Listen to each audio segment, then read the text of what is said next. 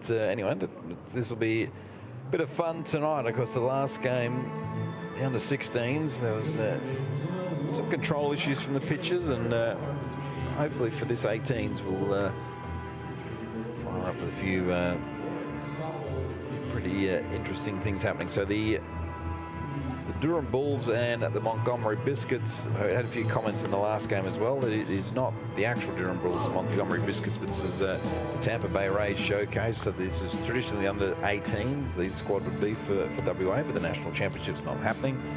So the Heat, who have partnered with the Tampa Bay Rays, have decided to have some action. And that's my name's Paul Morgan. As you see on the screen, the expert commentator is Simon Ison. So someone's really stretching the friendships with that comment. But anyway, the expert Simon Ison. So here's, we call him the professor. So Dan Vaughan and myself. Alas, the mad professor in most cases. But anyway, we'll take it. Indeed. On the hill for the Montgomery Biscuits. Do love saying those names. Jay Reynolds. You coached Jay before? Yes, yeah. Jay's a young Wanneroo boy. Incredibly, well, not incredibly tall. A young, very strong guy who gave us in last year's under-18 team, gave us an outstanding performance, and probably something that I hadn't seen as I was, in the coaching role. I hadn't seen too much of him, but he gave this intensity that he seems to take to the mound. He doesn't seem to put it in the batter's box and the outfield and everything else, but he's got this intensity about him pitching and this ferocity about him. He's very loose, a very, very tall young man, bordering on 6'5". But the thing that I enjoy as a pitcher, he has a tank. This kid can run and run all day. I think this comes from a fair bit of parentage with his father, but he knows how to run, and he knows the environment, when to run and when to exceed. Like, he'll lap people continuously when he's running. So this kid is a physical specimen as an athlete in terms of his ability to channel what he has and get the best out of it. So leading things off for the Durham Bulls is Braden Horsley. It'll be Braden Horsley, Cameron Landy and Ludin Tamara. It'll be the first three up for the Durham Bulls. And Montgomery Biscuits, you have Jay Reynolds, Hayden Brown out in right field, Jackson Limpus centre field, Daniel Carter your left fielder. The first pitch of the game is high and missing. Dylan Bajowski with the third baseman, Samuel Shepherd, the shortstop. Teo Kurosawa, or a.k.a. TK, second baseman, number 44. Isaac Meldrum over there in first base.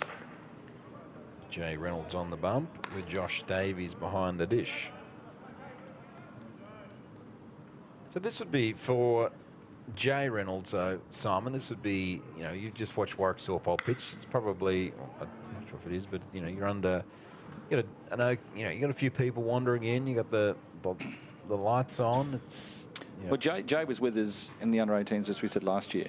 So he's played in front of some crowds before, but this would be probably the most intense stage, a scrutiny stage, and we've discovered that from the last game that we've seen with the 16s, that a few of those guys may have been overawed by the situation. This, for the 18s, should be, enough of a buzz in their body to be able to get a taste for what's going on. So I don't see it overpowering Jay. I just hope to see a consistency in his strike zones. As you see up there, he's missing a little bit. So it's a touch and feel first innings for him. We'll probably get about 2 or 3 innings from him and hopefully see what comes out of it. Max Scherzer's his favourite MLB player as he misses high. Lead-off walk for Braden Horsley, and bring up Cameron Landy for the Bulls. Landy, Ludin Tamara behind him. Lead-off walks. We had a lot of. I lost the count of the walks in the last game, but 26 if you really must know. There are a lot. Yeah, look, I think it was a 6-6 ball game on 6 hits. Look, it was, for what you saw, it was just a situation where a lot of kids have the situations gotten on.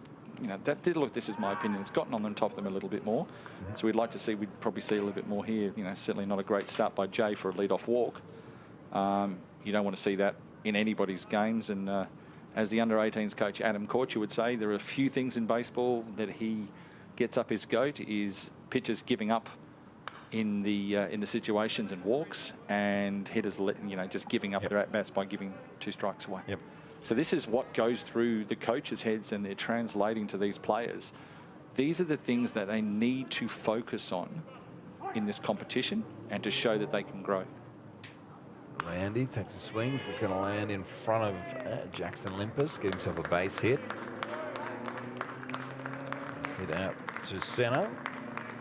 Over the last 12 months, Cameron Landy has literally, as you can see, waits for that ball and just punches it out to centre field. It was a bit of a hanging curveball from Jay, in the sense he also didn't quite complete the pitch.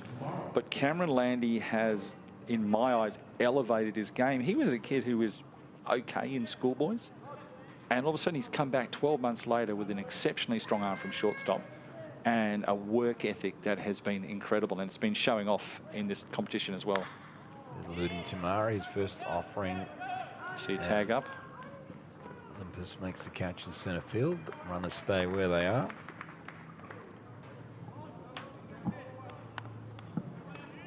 Riley Walsh up now for the Durham Bulls.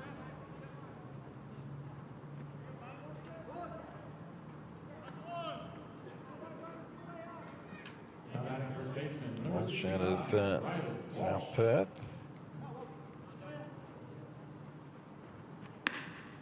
Of these, he's a Tatis Jr. fan, and so isn't there, there's this amazing pattern of what these guys, these players follow from the MLB. As we see a ball just in there again, Jay looks like he's not quite completing the pitches, in the sense that he's, the conviction towards the pitches you have to throw. Sometimes you've got to throw and let the ball do the work rather than try and get your arm speed to guide it. But a lot of these guys are literally the Tatis and the Kuna Juniors. Some of the crafty ones go for the pitches that they know in Scherzer. Yep. Not too many Houston Astros fans out there. Let me put it that way. There are a couple now. There are a couple. The funny, well, we're looking at the... no, I wonder next year whether the Chicago White Sox might feature. Yeah, well, there's quite a few Liam Hendricks, and I guess there's, 75 million reasons why he's sitting around there at the moment. Be pretty happy with life. Yeah. But for something that these kids have got to understand is, in this exact situation, was Liam Hendricks. Oh, exactly. Yeah. We were talking about that earlier when... who was pitching in the last game, but it was a Wanneroo product as well. And you just think back, if you go back years and years ago, that was Liam Hendricks, and put in the work and continue to work. And, he had his fair share of bumps along the way, but now the bases are loaded. So another walk as Riley Walsh walks, bringing up Jacob Santich. A little bit of trouble early for Jay Reynolds. It's a smart process to go out and have a quick chat to the pitcher, but ultimately, Jay, this is another thing that is not, it's hard to teach someone, but I like to see kids make adjustments along the way to understand what they have to do if the ball's up. How are you finishing your pitches? Yep. You want this showcase and this game opportunity to, you're not playing for points, you're playing to be looked at, and you've got to show people you have the ability to make adjustment pitch after pitch if necessary. This is Jacob Santich, the catcher. Bases loaded, just the one out.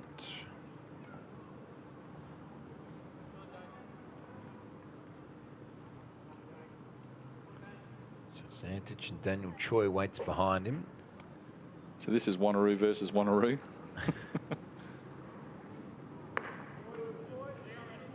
Sitting around 84 miles an hour for Jay, but he's still up in the zone.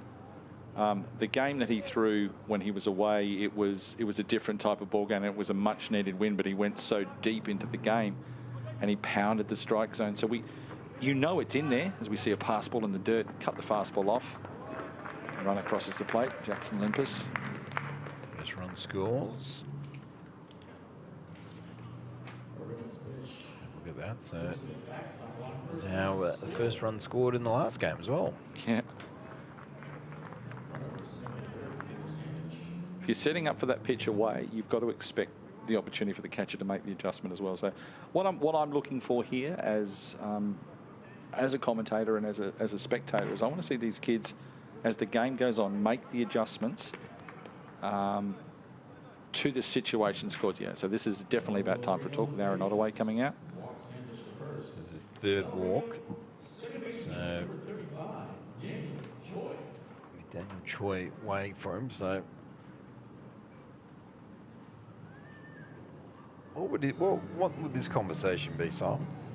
This is about the way that we started the game. Breathe, settle down, go back to what you know. You know, you don't need to overthrow every pitch. You know, there's a little bit of adrenaline going in there.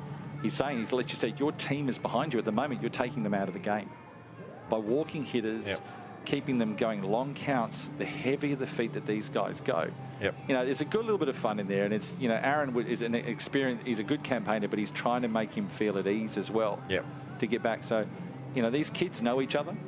They know their nuances, and they'll certainly be playing upon that as well. 7-inning game tonight out here in Empire Ballpark, Perth, Western Australia.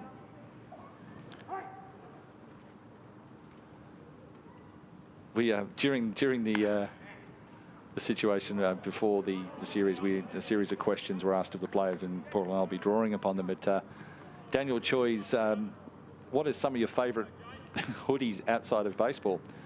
He's got eating noodles. His favourite movie is noodles. His favourite food is noodles. His, I'm not even questioning, his favourite other food is top ramen. Yeah. So, Maggi noodle or something. Maggi noodles. I'm a little bit, that we love it. Favourite TV series, Happy Noodle. Happy Noodle? Yes. I haven't seen that one. Yeah, no, it's clearly a winner on Netflix. What he's waiting for is there a player to be called Noodle.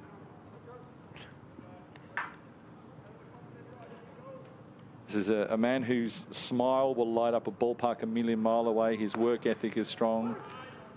He's worked hard in the off-season again. He's put up some good numbers. But he's got a little X factor about him that you want on your team. And it's the way it's on the field and on the bench that he shines and sort of brings his presence to the club. So walk scores.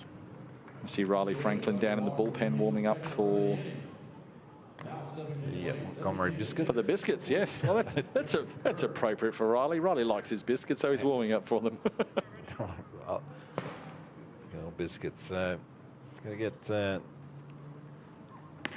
bit cleaner now. Jay Reynolds is first offering 83 mile an hour. So typically, like at this age, like, I mean, where would you want we know that the game professionally is going throw hard, throw hard, throw hard. I mean, where would you want your fastball to be sitting at this age? Look, depends on what you're aspiring to. I want to see, and this is a coach of this team in the previous, I would love to see these guys sitting 84 plus.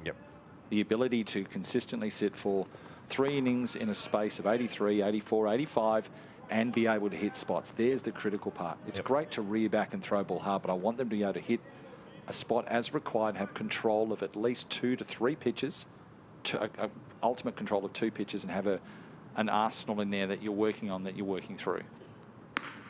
Strike 3 got him. 83 mile an hour got Kerr looking, and Owen Pilcher will come up to bat now. So 2 down for the Bulls. And effortless 83s we see there. Now we see teammate versus teammate again, Jay versus Owen Pilcher. Or as I would say, well, that moustache is questionable, Owen. 2 very big, strong kids. Like, Owen's come up in a long time, and he's done a lot of work with the Diamond Fitness crew. And it's a credit to the power that he's developed, the speed. He's a big kid who runs pretty hard. He trains exceedingly well. Owen Pilcher hits that one high out to centre field and the right field. In the end, Aidan Brown takes the catch. I thought Limpus was going to take it, but Brown does instead. So didn't quite clear it. Head down, running down. This is just interesting. There's a bit of Durham Bulls about him. There's about a bit of Bull Durham about him. Oh, that's 70s guy, as I'm calling him from now on. He's got that little flow going on as well, so that'll Yeah. do. The Bulls, they score a pair of runs, and it was courtesy of the Walks that scored the runs and the wild pitch. That will now bring up the Montgomery Biscuits, who will have the bat in hand. We'll throw down now to Grady Wolf. He's got an interview for us. Take it away, Grady, with Wazza. Thanks, guys. I'm here with Warwick Southpole. Warwick, you've played the big leagues, and then tonight you've pitched to West Australian teams. How'd you go? Yeah, it was all right. It was kind of a surreal experience. You know, the adrenaline doesn't pump as hard, but, you know, they're all talented kids and, you know, they know exactly what they're doing, and that's why they're showcasing it tonight. And it was a lot of fun. I actually really enjoyed it. How's your body holding up? Yeah, good. Little break really helped, and I feel fresh as a daisy. So, yeah, looking forward to joining the boys tomorrow. So you are flying out to Adelaide tomorrow. What can the Perth Heat fans expect from you this season? Yeah, I'm just going to try and help the team any way I can. That's up to Andy, how he wants to use me, and, you know, he's the boss, and I'll do whatever I'm told, and, you know, really itching to get back out there. Now, there's another West Aussie in the headlines this week, Liam Hendricks. Talk us through his massive deal he's about to sign. Yeah, it's awesome for him. You know, he deserves it. He's the #1 reliever in baseball, and you know, he's had such a crazy journey, a roller coaster, and you know, he thoroughly deserves it. And I wish him all the best in Chicago. And yeah, it's going to be fun, and I'll be cheering him on. Thanks for your time tonight, and best of luck joining the boys tomorrow. Thank you. Grady Wolf there with Warwick Saupold, who, of course, as he mentioned, Simon Arsons will be heading off to Adelaide in the morning to join the Perth Heat in the Adelaide hub, because Warwick Saupold spent some time, got signed and climbed up the ranks in the Detroit Tigers system, got all the way up into the big leagues, made his debut against the Baltimore Orioles for the Tigers, and then spent a couple of years with the Hanwha Eagles in the Korean baseball organisation, but has decided now that time to come home, and will spend his time with the Heat and Team Australia. Look, it's that, you know, it was a bit of a shock when a few of us heard. But as you see, he is still, so not say the consummate professional, but he knows his role. Yep. And that's critical to any player that walks into an organisation, whether you've known the coach all your life. The idea is know your role, know what your situation is, and you bring the best that you can to the club. And he says, I've got something to offer, but I will do what I'm told, and I know what my job is as well. This is Caleb Goodwin. We'll get his numbers in a minute on the mound, and Josh Davies at bat. It'll be Davies, Limpus and Bajarski. Someone's fouled off by Josh Davies. So we've seen a crawl 80, 85, 86, 87 from Caleb Goodwin. 188 kilos, 188 centimetres. Yeah, he's a bit healthy. Sorry there. Sorry, Caleb. But he's a strong kid with an exceptionally strong arm. Can play multiple positions from the South Perth Baseball Club. It's interesting. You talk about giving back to the game, and his player that he cites as having the greatest influence to him as a player so far is Jake Bowie, former Houston catcher, and with the Perth Heat, not travelling due to work reasons at the moment. But it's good that from a club ball perspective that Jake gets into it. It's a great play by Daniel Choi. Little Choi with the bare hand. Why bother with a glove when you don't need one? So Choi with the bare hand gets the out. And that was a pretty play. Pretty play, pretty unconventional, but there you go. This is the ability to adapt to a situation. Look, we know this ball. You said should have come and got it, no questions. You see how he's let it bounce all of a sudden up bare hand and then lets it go, because he's a great arm. He's a catcher by trade as well. Yep. Which is interesting. So the short throw works for him. Good glove work. Good ability to adapt to a situation. So this is Jackson Limpus now. So Durham lead at 2-0 in this one. That one's fouled off.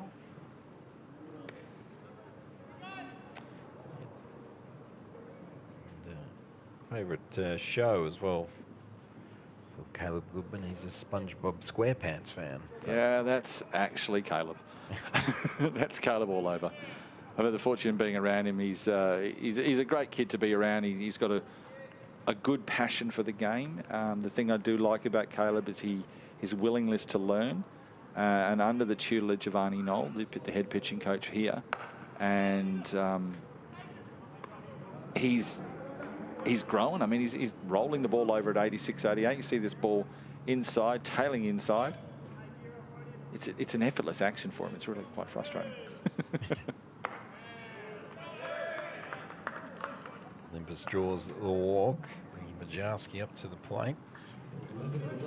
His favourite, Limpus' favourite player was Mike Trout. That was unusual. Yep. Will Sheriff is his favourite Heat player, so that's actually quite good. And he likes the Yankees. Jackson, you've just sort of gone down a few notches there with me, brother. Yeah. Yankees not making a lot of noise. The Mets are, though, at the moment. Yeah. Lindor's a good pick up in there, but let's just roll around onto the plate for this Dylan Bajowski. If there's ever an opportunity to look at a player who has got, I would say, his parentage in the game, in sense with his brother and the work ethic, to watch him and his brother Ulrich work out is just a beautiful thing to watch as a baseball parent and as a player. To see Dylan absorbing what he's doing, but Ulrich knowing when to, intercede, interject the conversations that are going on to help him. I can see the conversations. You know, the parents are outstanding people in terms of letting the kids be the kids and let the kids play. And there's definite raw power in this young man.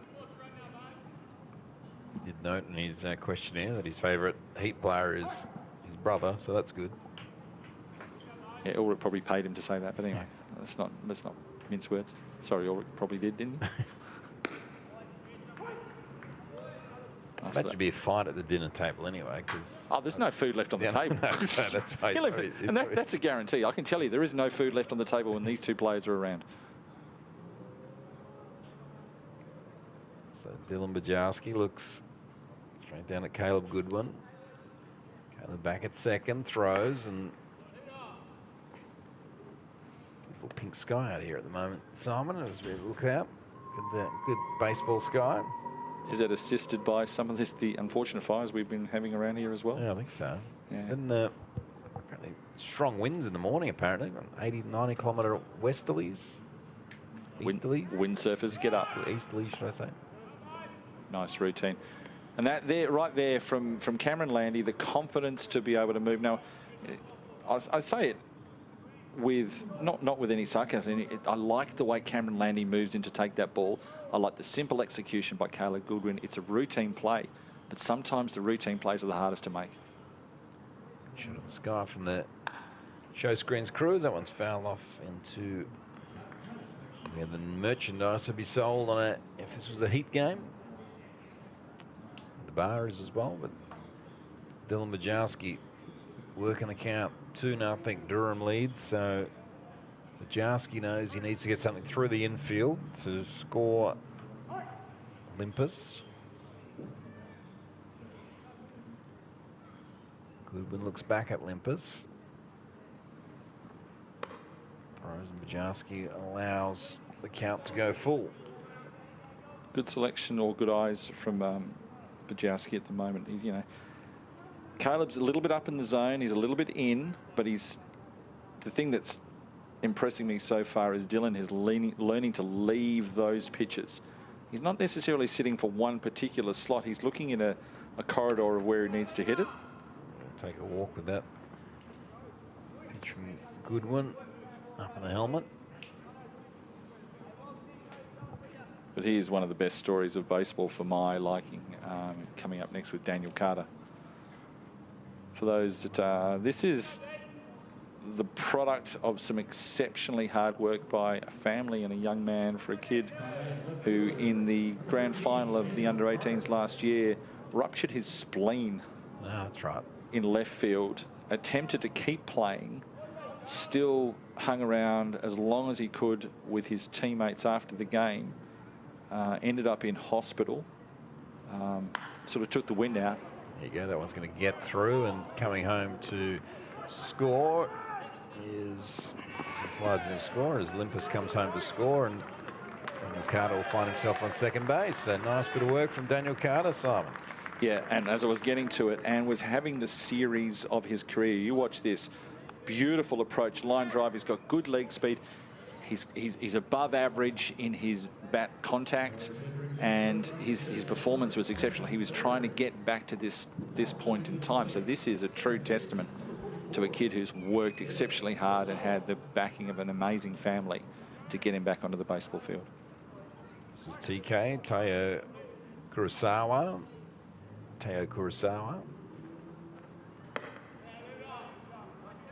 TK signed to a junior college this year after a lot of hard work. I've had him around in Pro League in the off-season for here.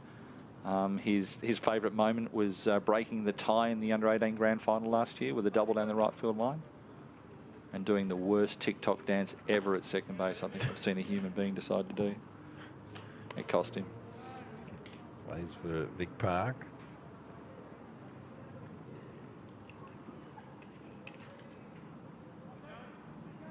So most of these guys now, Simon, in the state league, are they at state league level now?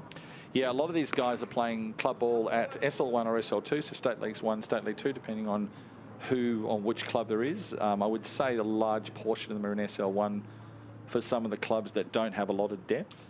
And they're more than holding their own. There's quite a few guys that are playing State League, and this is good. You know, they're seeing 88s and 86s and on a consistent basis, and sometimes 90s. So their production is as expected with some of them, in the sense that they're feeling the way through the game, but they're certainly not overawed. And I attribute most of that ability to the work of Diamond Sports for a lot of these, and the high performance that was going on in the off-season, the expectation of how you perform at the level and compete and do everything that you can. It's quite natural for them at the moment. That'll be huge also, talking Diamond Fitness. It'll be huge now that the gym's opening up just underneath the grandstand there, so there's a bit of a bigger strength and conditioning facility for these guys for the high performance program here as TK goes down on strikes. Beautiful 87 mile an hour there from Caleb Goodwin right down Broadway. Good pitch all around, just elevated enough to get him out the front. So TK wasn't quite looking at the top of the zone and having to control his bat there. Again, let's check the next at-bats. Let's see how they learn and how they progress. This is Samuel Shepherd now. That runs wild. Coming home to score will be Bajowski. He's got plenty of speed. So Bajowski scores on a wild pitch. You can see, look at the size above everybody else. Bajowski is standing above there, and he makes himself nice and comfortable, nice and easy. Good lead off, knows his process, goes straight away. Crosses comfortably. Tied ball game now here. It's great camera work.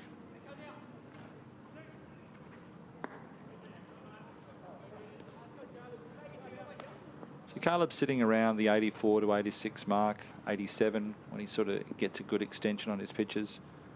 There's definitely an 88, 89 in this arm without question.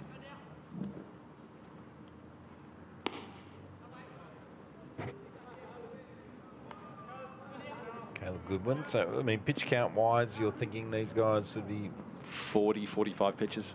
It's really where you want them to be at this stage. It could be a little bit more, but everything they've been doing at this program has been designed around these games and this performance and what you're seeing in front of you. So all the strength and conditioning, all the bullpens, all the flat ground work, as you see, good inside pitch there. All of this is designed around these games to showcase what they've got. This is their championship. Shepherd thought it was missing, but umpire didn't. Umpires are always right, Paul. That's right there. I'm not quite sure what you're looking at there, Sam. Sam Shepherd looks at the next one, swings and hits that one to the entrance of the ballpark. We've done some heat players, sort of flag or posters or flags or whatever you want to call it, and on the walkway up now. Certainly turning into probably one of the most picturesque, yes, English, my second language, ballparks that you walk into, and it's homely, it's familiar, but it's also quite, it can be quite intimidating. A lot of new equipment floating around. Rod Drew, the #1 ticket holder for the Perth Heat, has been around on this diamond for, I think, since long as it was created. And has got it in excellent condition again for the upcoming series. Walks. We're up to seven walks so far for the game. Yeah, between the two teams. So. I'm not going into the next room to talk to the coaches after this because it would be. I can only imagine. And this is part of why you play scratch matches before you go to a tournament. Yep. This is why you play the opportunity to iron out the creases, because it's great to throw to a catcher. Yep. And work on it, get everything going as well as you can. But you stick an obstacle in front of you that is going to do something against you, and it's going to change your mental approach to the game. How you handle that is imperative. How a coach communicates, and that's why I've enjoyed this. There's a lot of communication and a calmer head on there. Lee, this will be an interesting conversation. You've got Braden Moyle, Lee's son. Is there a conversation? If we look on his face, if he says anything to him? Lee, the consummate professional. He's manager of the Bulls, son playing for the Biscuits, Braden Moyle. But this is what, there's so many coaches and there's so many opportunities for these kids to learn, and what we want them to do is listen and learn. You know, I've heard some great speeches. I mean, Jason Hewitt's been down here as a roving coach. Connor Lowry's down here as an assistant pitching coach. The other day, I believe, Bob Ossie, a former... Yes, gave his 10 lessons. The 10 lessons on life, so to speak. Would that be? that was it. I got given a copy of the 10 lessons on life. Yeah, it's actually, and from what I understand, it was quite enthralling for the kids to listen to, because it's a different set of eyes and ears that have viewed the game at a different time, but played exceptionally hard. But ultimately, the game is the same. So these kids have had access to some amazing talent and a great field. You know, the organisation that's put this together with the assistance of Tampa Bay has been nothing but outstanding, because these kids look good, feel good, and if you're not going to play state baseball, this is close to being as intense as you're going to get it over the next couple of days. I'd say tonight, iron out a few creases, let's be honest. Braden Moyle, I'll share some notes throughout the day of some of Bob Ossie's words of wisdom. First is more important to be a good person than a good player. He's true. I like number 2, though. If you sleep with the dogs, you're going to get fleas. Bob thinks a lot about the game, but the game is as close to life as you're going to get it sometimes, because you can relate to a lot of things here. And that's hard to teach a lot of young kids. It's hard to teach a young kid over here that you're going to go to college. Right, you're going to go there and you're going to get up at 4 or 5 o'clock in the morning, and you're going to experience training, and then you've got to go and do schoolwork, and then you've got to go and do some other work, and then you're going to go get to the ballpark, and then you've got to go and try and be social, and then you've got to go back and do it again. Runner goes as Moyle hits it up, and that's probably lucky the runner's gone, otherwise could have been a play throw from Choi, just missed Riley Walsh, and as a result, Moyle's scurried down to second. Runners come home to score, and Daniel Carter. The Biscuits have gone ahead 3-2. Good piece by Braden Moore here. You see it, line drive up the middle, off the glove, takes the blow away. Unfortunately, what happens here is Choi hasn't quite got himself into a decent position, think he can do it.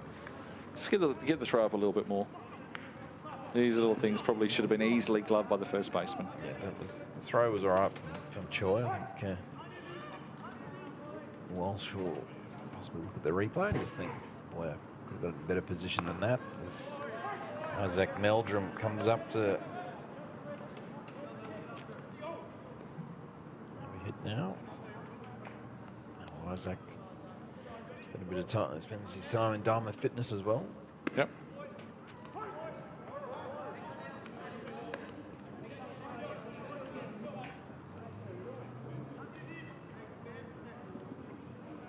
So it's Isaac Meldrum, then Hayden Brown after that. Swing from Meldrum, and down on strikes goes Isaac Meldrum, and we are through the first.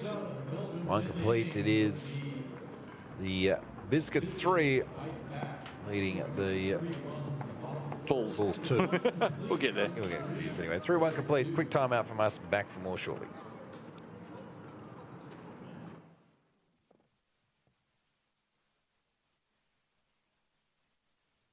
Hi, I'm here with the Bulls coach, Lee Moyle. Lee, you've had 24 hours with your boys. That's it. How do you prepare for tonight's game? Well, the preparation, I believe, has happened over the last probably 3 or 4 years with working alongside a lot of these guys. They know what they have to do, their expectations. They're showcasing themselves. Motivation's coming from within with these guys. I just need to make sure that these guys are focused, they're tuned in, and they want to get after it and try to get a win for the Bulls. And they've been out here for 2 weeks prepping pretty hard. What have they been through? They've been through some pretty intensive defensive drills, repetitive infield drills. Catch has been working hard with Josh Kennelly. Adam Korch has been looking after the outfielders and the hitters. They get some a lot of reps. They've been throwing the ball nearly nine hours of the day as a group from 7:30 to 5. They're loving it. It's good. And what are you expecting over the next few days? I'm expecting good competition. The pitchers will get out there and they'll hunt our hitters, and our hitters are going to hunt our pitchers. They're going to rely on their infielders and their outfielders play good D. I'm expecting some good hitting, some good pitching, and some pretty good baseball all around. And the last game was very tight. It was a draw. And so are you expecting a close game as well? It's showing that WA has some serious talent in the young guns. Well, baseball's a crazy game. We can get blowouts, we can get tight games. These guys are prepared for any situation. If it's a tight game, they'll look after their emotions and control themselves and hopefully try to get a win. Is there anyone we should keep our eyes on in the next game? Most definitely. I've got some pretty good hitters in my lineup, but more so the starter and Caleb Goodwin on the bump. He'll throw pretty low 80s. He'll. On that note, thanks and good luck. That's right, we can just cut it. It was going so well, and then the old media backdrop falls off, which happens to the best of us. As we're going to get set back here at Empire Ballpark. Paul Morgan's my name. Simon Ison's in for the call for this 18s Rays showcase. This is Ben Bird leading things off. There's Ben Bird.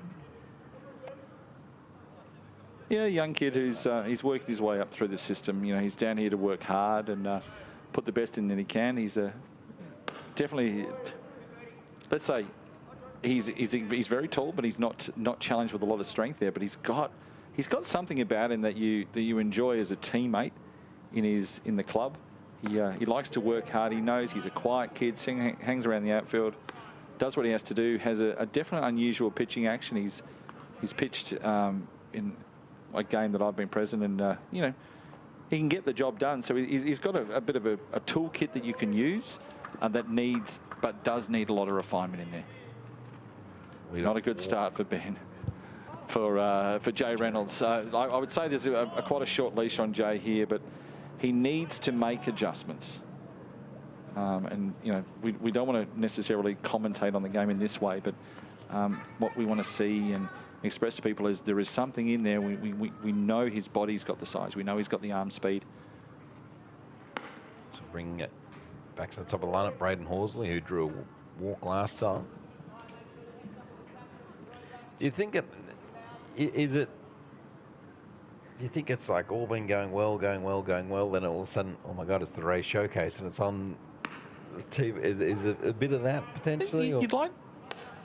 I'd like to say no, but I think there is a small component that the smallest thing can be amplified in pressure situations, and this is what people are going to look at, and this is what I can clearly tell you that the coaches are looking at and commenting on, and the feedback will be designed around that. So they'll get the feedback tomorrow. There are some players who are going to hold their composure very well. Yep. And you can watch it by the way they move.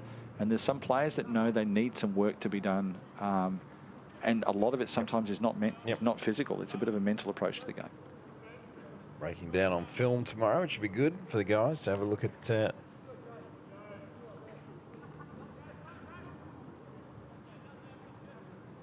Reynolds throws to Horsley, and he's pitched 82 mile an hour in for Horsley. It's for the pitches tomorrow will be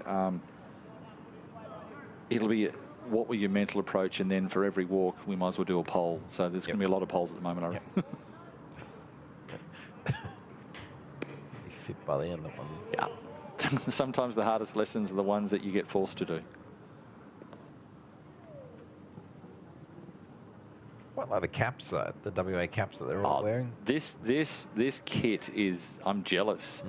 You know, it's a combination from suppliers to our Perth Eden. I think it was Garment Apparel. Is that correct? Garment Exchange, yep. Garment Exchange. My apologies. But you know, the training equipment's been excellent. Their game gears.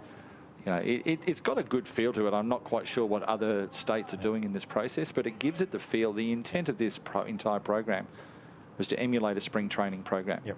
Now, I certainly can tell you, after walking into the room next door where I was, where the coaching staff was sitting there, they are all fully aware of their roles in educating these young men into their next steps of baseball. And there's going to be some interesting conversations tomorrow about what happened and what didn't happen.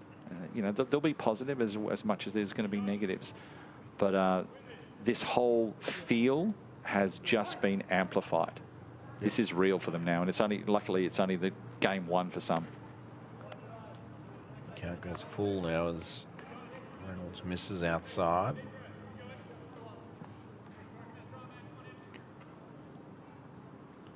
See, up the top here where we are in the broadcast booth in the middle next to the scorers. Then the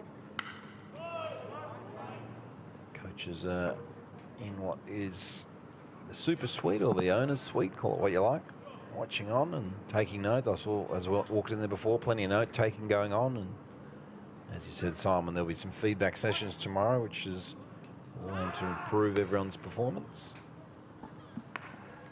As I mentioned before, this is the first games, and the one thing that we've done well in Western Australia with our junior programs and has been the reason for a lot of junior success is there's always been a lot of pre-games beforehand where we iron out the creases. The coaches get to know the players get to know where they are in their position and where they have to fight for their position. You can't have lead-off walks. You can't have two-out walks. You've got to understand what your role is here, and it will be reinforced, and unfortunately it is magnified in situations like this as well. That's Jay Reynolds' night done. Riley Jackson Riley. No, Riley Franklin. I'll get it one time. Riley Franklin coming out to pitch then.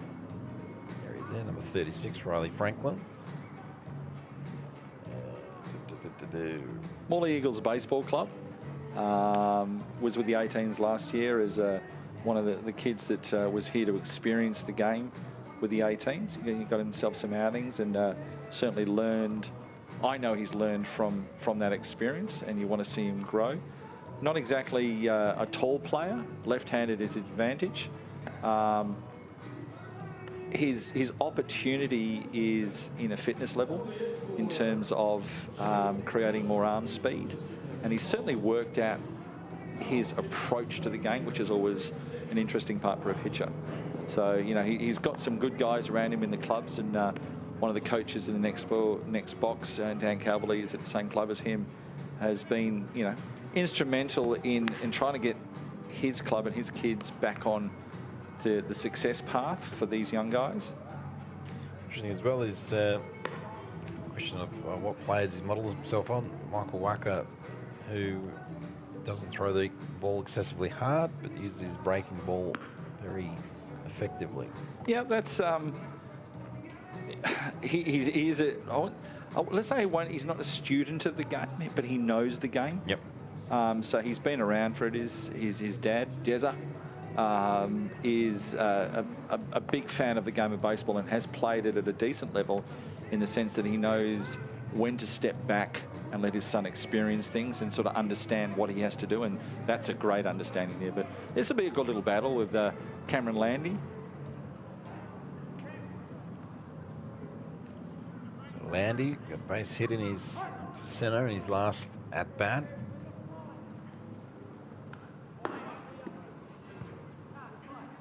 First pitch swing would have given the photographer behind home plate would have given him a great shot there of the swing and the ball coming towards the camera. See the photographer behind the home plate umpire there. So it's a bit of all-round good there. It's Shelley. It's a good all-round approach there. You've got Cameron Landy, who knows that we've seen nearly 8 walks already here, and the objective of Riley is to throw a first pitch fastball, or at least a strike for a first pitch, and then Riley to understand that he's got an off-speed pitch that he needs to use, so he's keeping Landy off balance. So there's some good thinking going on. Now it's the execution, which is going to be the critical part.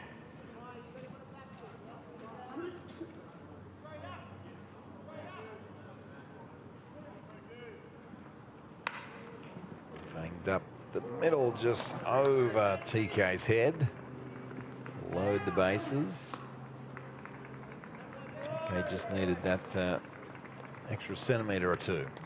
Yeah, it was like you see, it's just sort of off the bat. It sort of cuts in on the inside of him and just not quite getting up there off the glove. It's his second hit. Back-to-back hits. Luden Tamara up for bases loaded, no one out.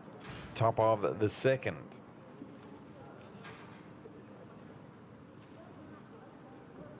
So Riley Franklin, first pitch offering is 70 miles an hour and above the letters for a ball.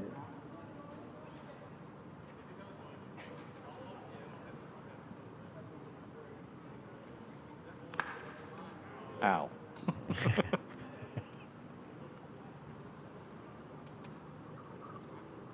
Shot there of Braden Horsley, who's camped out there on second base. The fielder's choice sign in the background.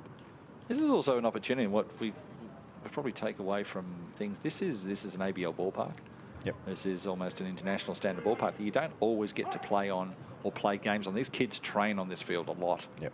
And the pro league that they've had in the off season and things gives them the opportunity to play. But this is another level, you know, good skilled competition that's going to face them. But you don't always get to play on this ballpark.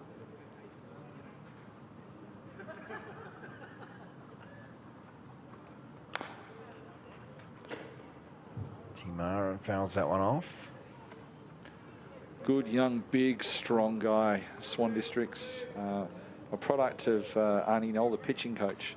The head pitching coach is the head coach of Swans. But he's got a lot of young boys in that club. And Luden was in the 16s last year and still would be in the 16s this year. But he's one of these players that's been elevated. Someone high coming in is Ben Bird tagging. Centre fielder. Bird stays where he is, or he might come in a good job from Riley Franklin backing his catcher.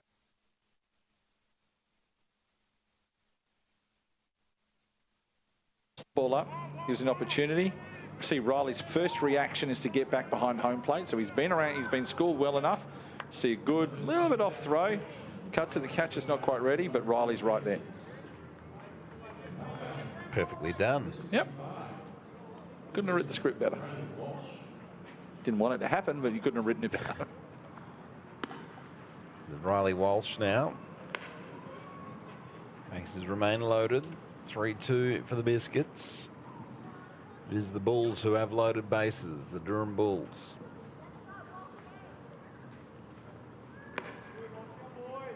Does Bull Durham rank in your all-time baseball movies? Ah, second.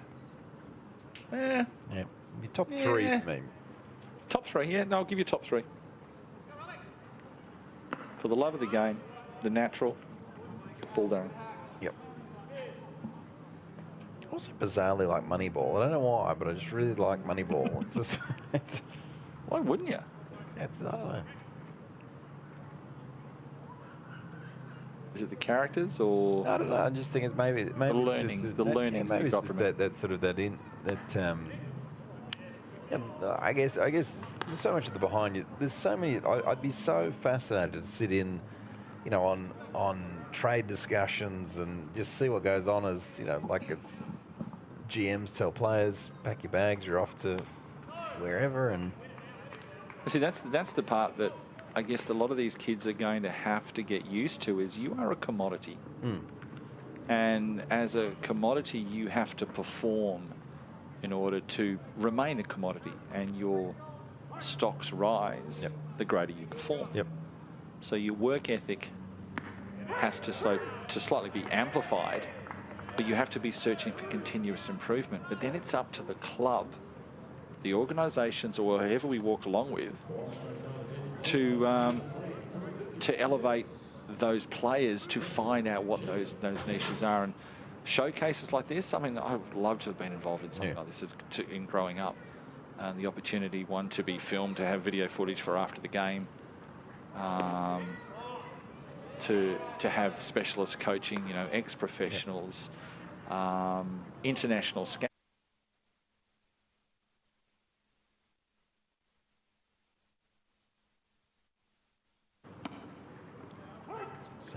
Santich after Riley Wall struck out. It's a 1-1 count, so it's Riley Franklin there on your screen, the lefty. Too many Rileys on these two teams. Send up the shoot, and Olympus will camp under it and centre, make the catch. And that will do the Bulls' threat. They'll even loaded. 3-2, the Biscuits lead over the Bulls. We head to the home half of the second here at Empire Ballpark. Looks like a quick timeout from us. Back shortly.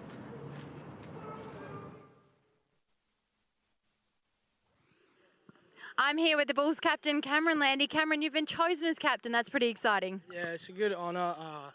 Bring leadership to the table, help the kids out. So, yeah, it's pretty good. What have you been through the last 2 weeks to get here tonight?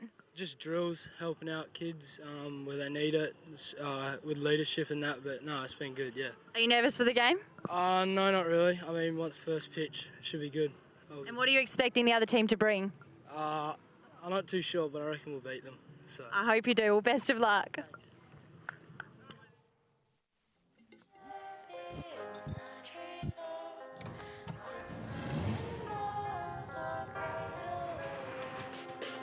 Wake up, or you might miss the one. Night call, early bird gets the burn. Treetops, where the wind blows by. Rooftops, home for the night. Shut eye, where your dreams don't sleep. Don't stop when your dreams ain't sweet. Break free from the 5-day week. Rockabye, rocket baby.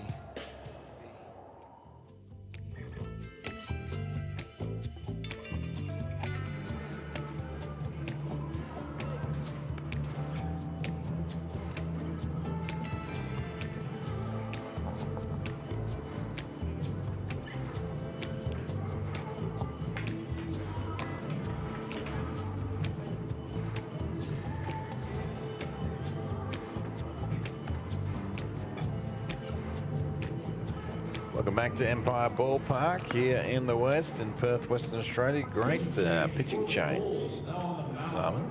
Caitlin Ainan.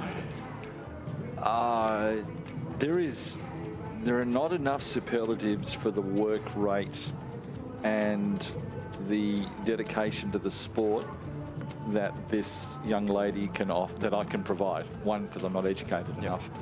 But if you're looking at a group of kids that work together and have had the tutelage that has been offered to them, this young lady has gone above and beyond to be as mechanically strong as she can be, as physically strong as she can be around an environment of some very strong men, and is a girl who genuinely loves the game of baseball. She's travelled a long way to play the game in different clubs, lives in the south, travelled north, decided to move back down south, has great statistics, body mechanics in relation to what she's supposed to do. Has been really, really impressive to watch, and will be a future, certainly, I believe, a serious representative for the Australian women's team as time goes on. Aiden Brown into bat. It's Caitlin will pitch. Good to see that. We're talking a TV show. Upper Middle Bogan is her favourite TV show. That's a good one. Good show, actually. So Caitlin throws down to Aiden Brown.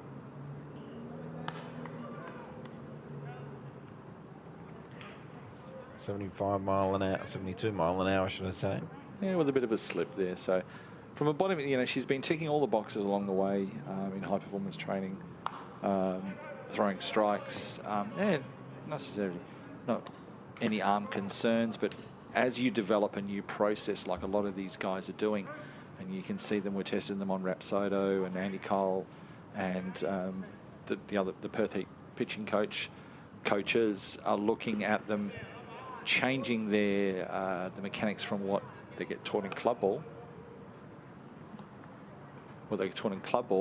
and it sometimes had a bit of a strain. So no injuries, but just trying to feel what things bend and creak. Good start for Caitlin. Yeah, Caitlin gets the strikeout. The first person, the first pitcher tonight or today to start their work with a strikeout.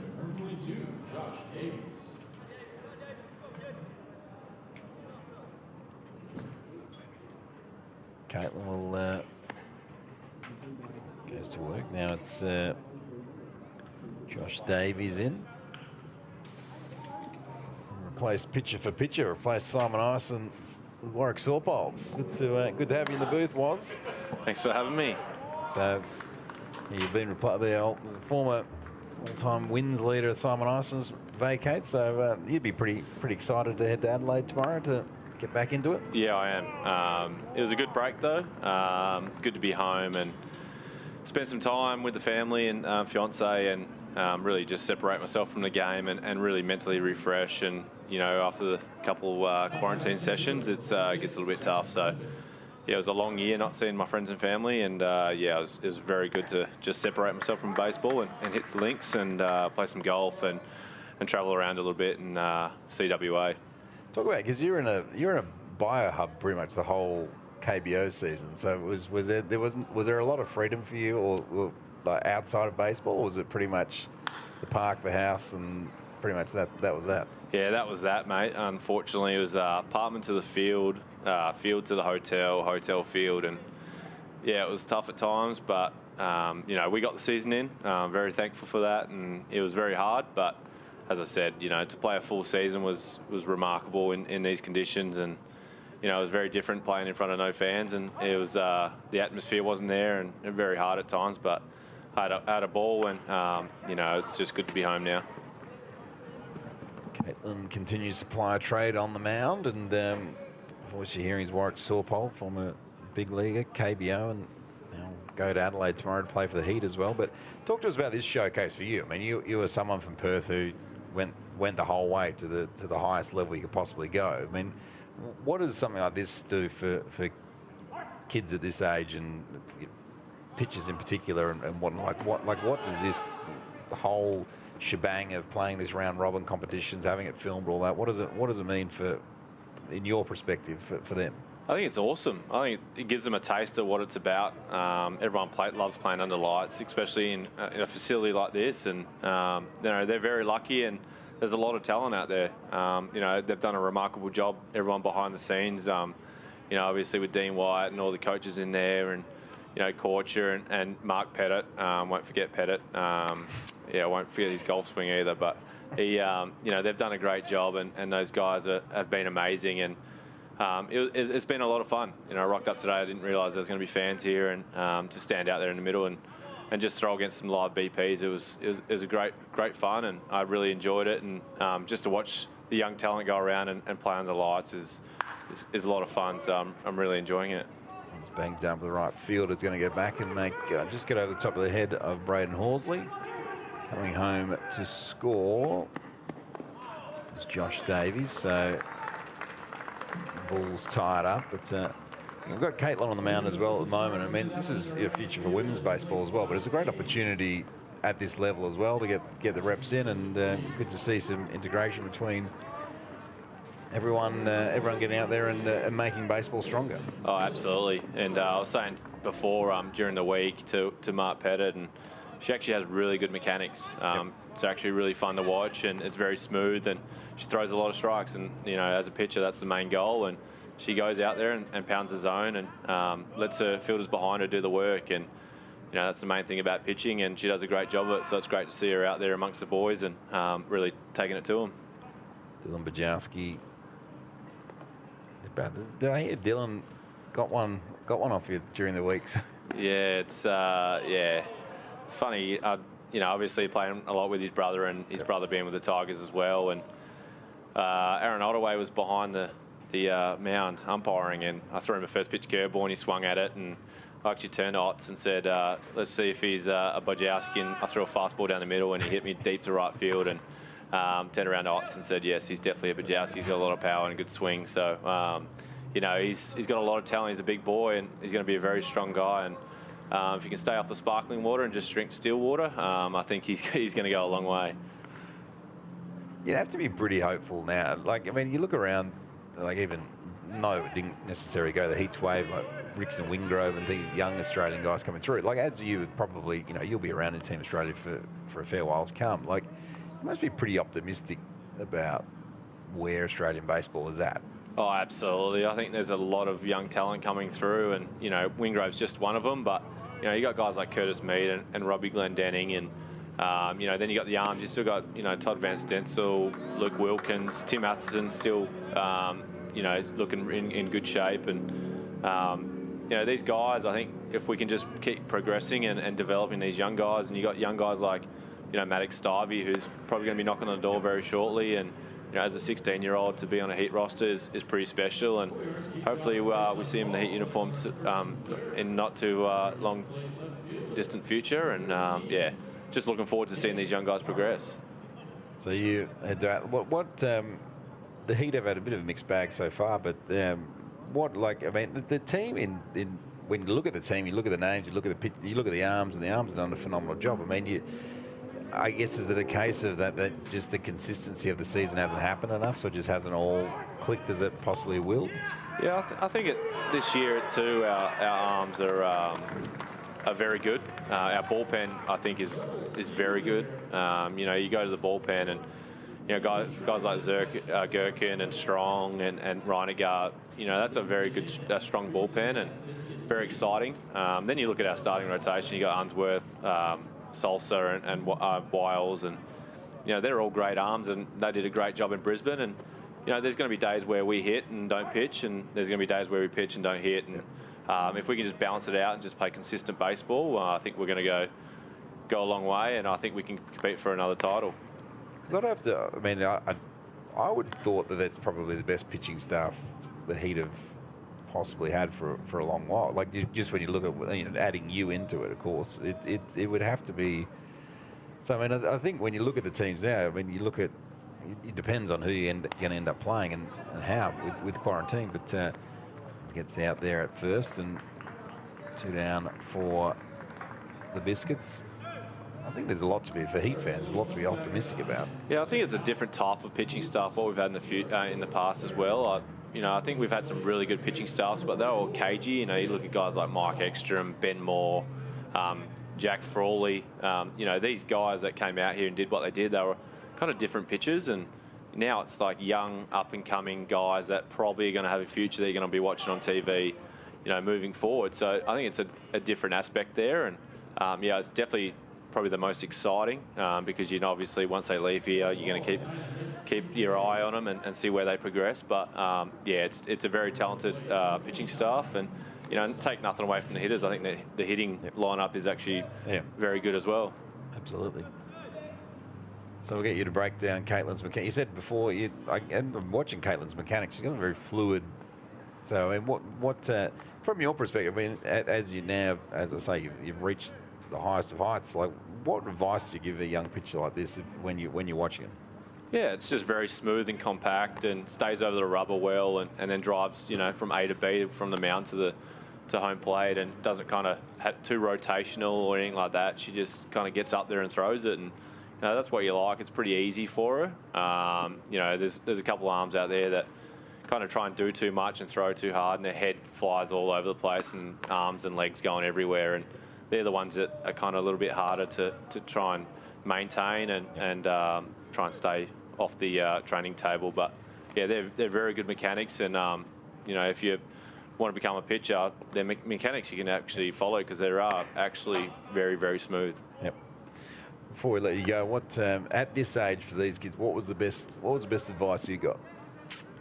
Just play the game hard, be a competitor, don't take losing lightly, and when you win, win with respect, but it's as a pitcher, it's you versus him, and just try and win every battle, take one pitch at a time, and I just took that with me along the road, and it seemed to work out all right. So. Do you now look back from your major league time or KBO? Do you look back and think, is there one at bat that you sort of replay in your mind? Is there one that sticks out that you just go, I got him with a good one that time? There was an outing in New York at Yankee Stadium that really sticks with me, and I faced Todd Frazier, and I can't remember the other two guys, but the ball was moving around well, and I knew exactly what I was doing, and I was 95, 94, 96, and my velo had never been up that high, and then I just threw a backdoor breaking ball and got a couple punch outs, and it was a punch out and 2 quick ground outs, and I was in there and out there, and to do that at Yankee Stadium's a big thrill. So I think that's one outing that really, really sticks with me. Do you ever just stop and reflect and go, I pitched at Yankee Stadium? Does it ever just like occur? Do you just kind of just doesn't really ever enter your mind? Or do you ever just sometimes just sitting around and you think, you see the 10 million Yankees or Red Sox hats around town and go, geez, you know what? I used to play against those guys. Yeah, and when it's all said and done too, I pitching at Yankee Stadium and Fenway Park, I was lucky enough to do both, and they really do stick with me.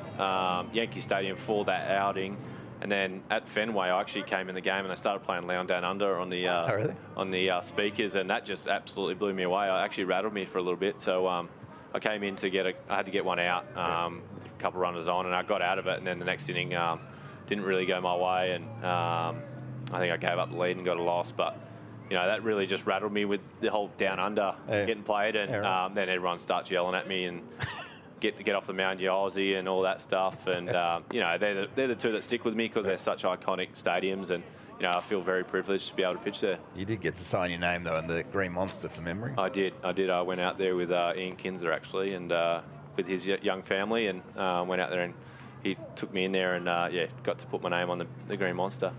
Yeah, good. So we'll continue here. We'll let you go, Woz. I know you got plenty of people to see before you're heading in the morning to Adelaide. Yeah, just got to pack my bags and be at the airport bright and early in the morning to meet the team at lunchtime, and very keen, and hopefully I can help out. Do you know when we were sort of puzzling it before, but we were sort of thinking possibly Saturday would be when you'd be pitching. Is that close to possible? It's pretty much what we've spoke to about Andy, and how he uses me is up to him, and but he just said to be available for Saturday, and so that's why I kind of got an inning today and or inning tonight, and make myself real sharp for Saturday, and hopefully can help us get a few W's. Beautiful, and just right on cue, the inning has ended. We're through to complete. Warwick Softball, thanks so much for your company, and really looking forward to watching you pitch for the Heat. Thanks for having me, guys. That was Warwick Softball. We'll take a quick break. Back for more shortly.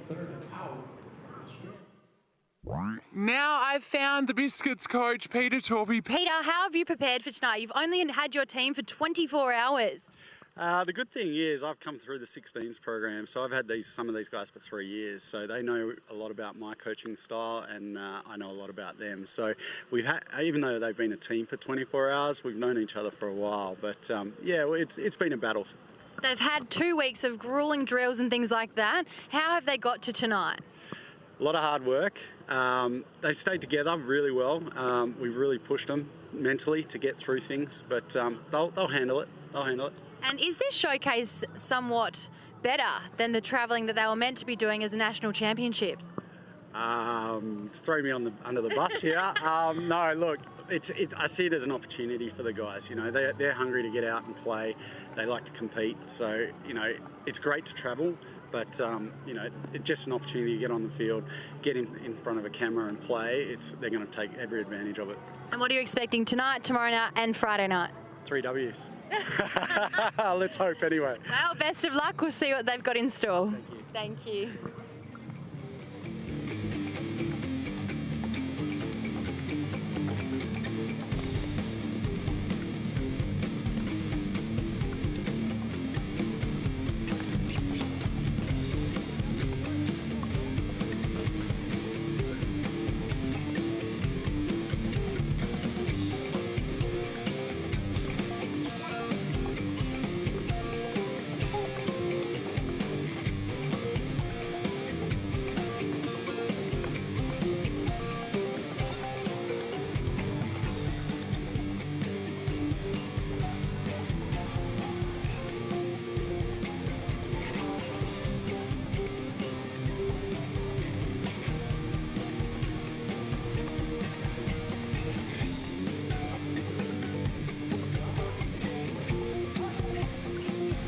Welcome back to Empire Ballpark here in the West. This is Paul Morgan's my name. Warwick Silpolter's departed the booth. Simon Isons has returned. And Simon, Caitlin, we're talking was as well, just terrific mechanics and good baseballs. The first pitch offering is sent up high and deep, and catch is taken. That was Daniel Choi at bat. Catch taken out. Let's see Choi here. Noodles is... Noodles. I was talking to Andrew Murray about this, who wrote up a lot of the questions, and the running joke for Daniel Choi was, sorry, Daniel, there's no noodles, because he was sort of comments there. But, yeah, you're right. Look, you're talking about what we saw from Caitlin Lane in there, and again, I said I couldn't have enough superlatives to talk about the way that she approaches the game. She did in there. She held herself in there. It wasn't a walk scenario. There was a bit of an error in right field. But what stood out for me in that last innings was a young man who is now catching in Josh Davies, and the man can flat out run. Yeah. This kid can absolutely run, and you hear the scouts, or not necessarily the scouts, or in some cases scouts in that room, the coaches are all talking the positives of this young man whose footwork is sensational. You know, you talk about an opportunity to consider this young man for something a little bit more, as his parents are, 6'1", and there's still opportunity room for this kid to grow. He had a good at-bat. He took advantage of a wayward pitch, drove it to right field, and then just used some leg hustle. And you saw that excellent steal at home plate as well. So these are the things that we want these kids. Kerr hits that one to Sam Shepherd, who throws across to Meldred and gets the out. Yeah. These are what we want to see showcased here, is to see a good hard hit ground ball here, up the middle. See a good. Let's see. Look at the hustle of the catcher there, the young catcher, Josh again, just keeping pace with the runner as well. So putting him in catcher's gear on him, he can still keep up with most people. Alan Pilcher. That 70 show guy. That's all I'm calling him. Big, strong boy. When he gets onto a ball, it is absolutely well and truly hit on the right side. He's just got to find that zone for himself, and at times probably stop hunting for that perfect pitch. A lot of these guys they do a lot of hunting for, I want that pitch in that certain slot, when there's got to be a freedom to the game that is slowly uncovered through tournament play. The one thing I've noticed with any tournament play, and this is where the WABL clubs, or the clubs here, are going to have an advantage, and it always happened. Every time these kids went away with a tournament and thing, they were through the ball every day, sometimes twice a day. They hit once or twice a day. They played baseball pretty much every day, and then they came back and they were better club ball players when they came back. They'd seen more pitches, they'd thrown more pitches, they'd been in situations that amplified and sometimes was a lot better than club ball. It's the opportunity that they have right in front of them now has just given them another notch up when they step out into their club ball environment. Pilcher, the full count. Riley Franklin, your pitcher.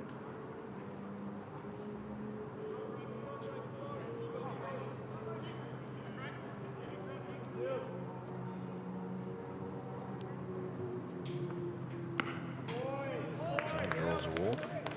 That's a good at back by Owen. Again, as I said, he'd be looking for that perfect opportunity, but you see, he leans away from it, recognise I can't pull the trigger on a pitch like that, especially towards, 3-2 count, I think it was anyway. Ben Bird.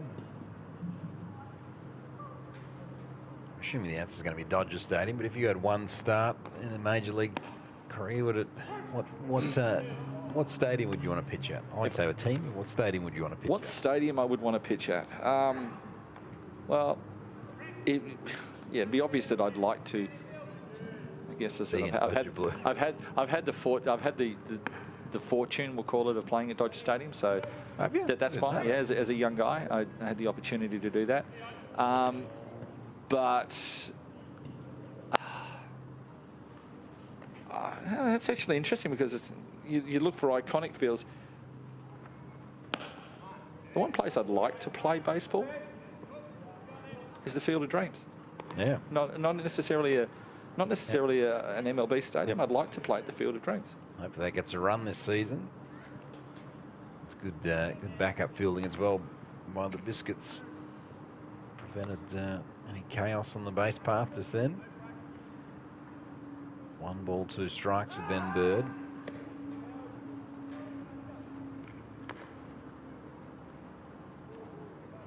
Have you visited many a stadium?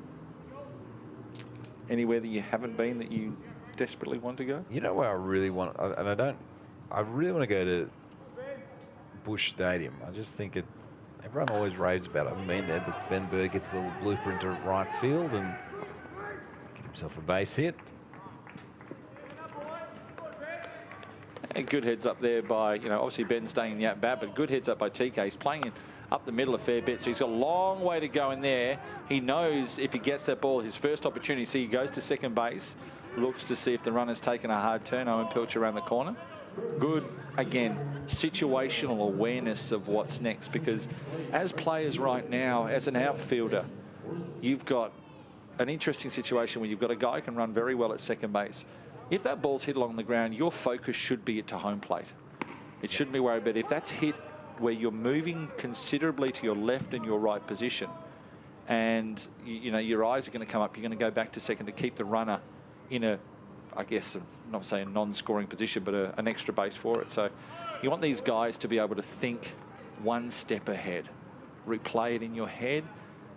The coaches will be drilling this process through them all the time. So, for many people who, if there's people outside of the country watching this is not just young kids playing the game of baseball. This is potential their futures online, their opportunity to showcase what they can do for colleges, and some of them to live their little dreams of, this is the first step I have to take in order to get an opportunity to play baseball in America, or some overseas as well.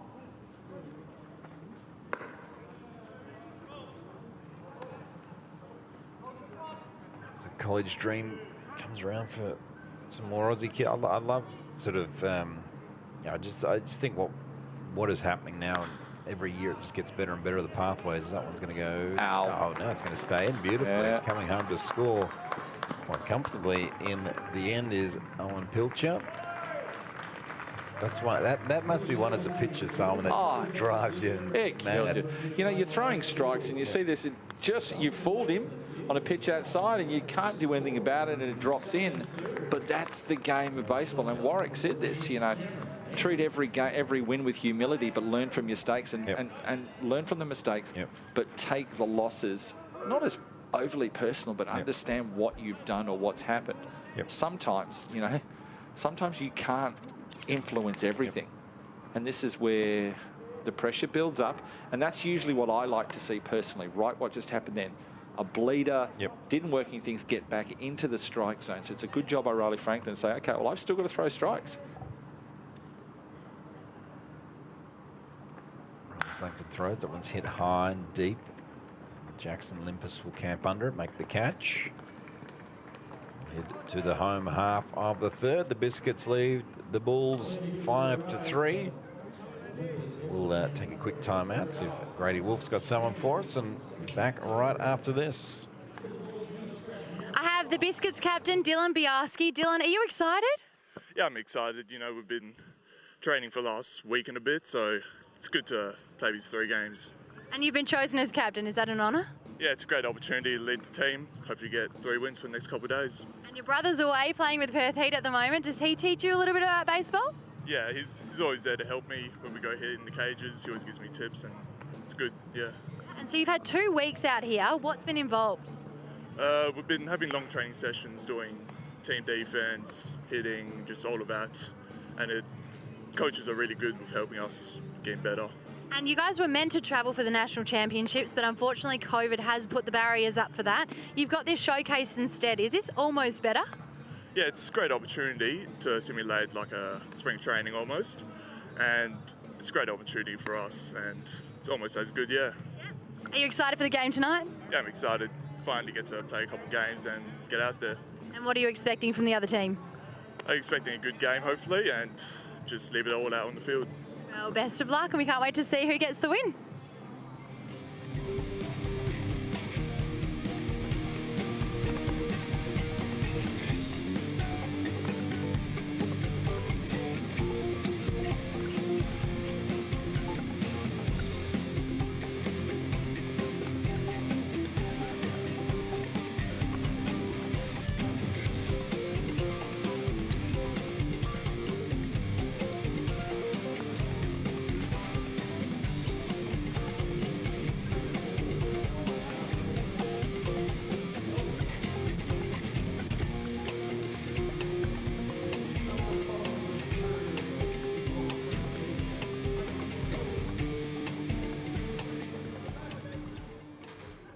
Welcome back to Empire Ballpark here in the West. I'm about to take a side step, and Mark Pettit's going to come in and join Simon Ison. So perfect timing. Mark, take over the headset. Simon, away you go.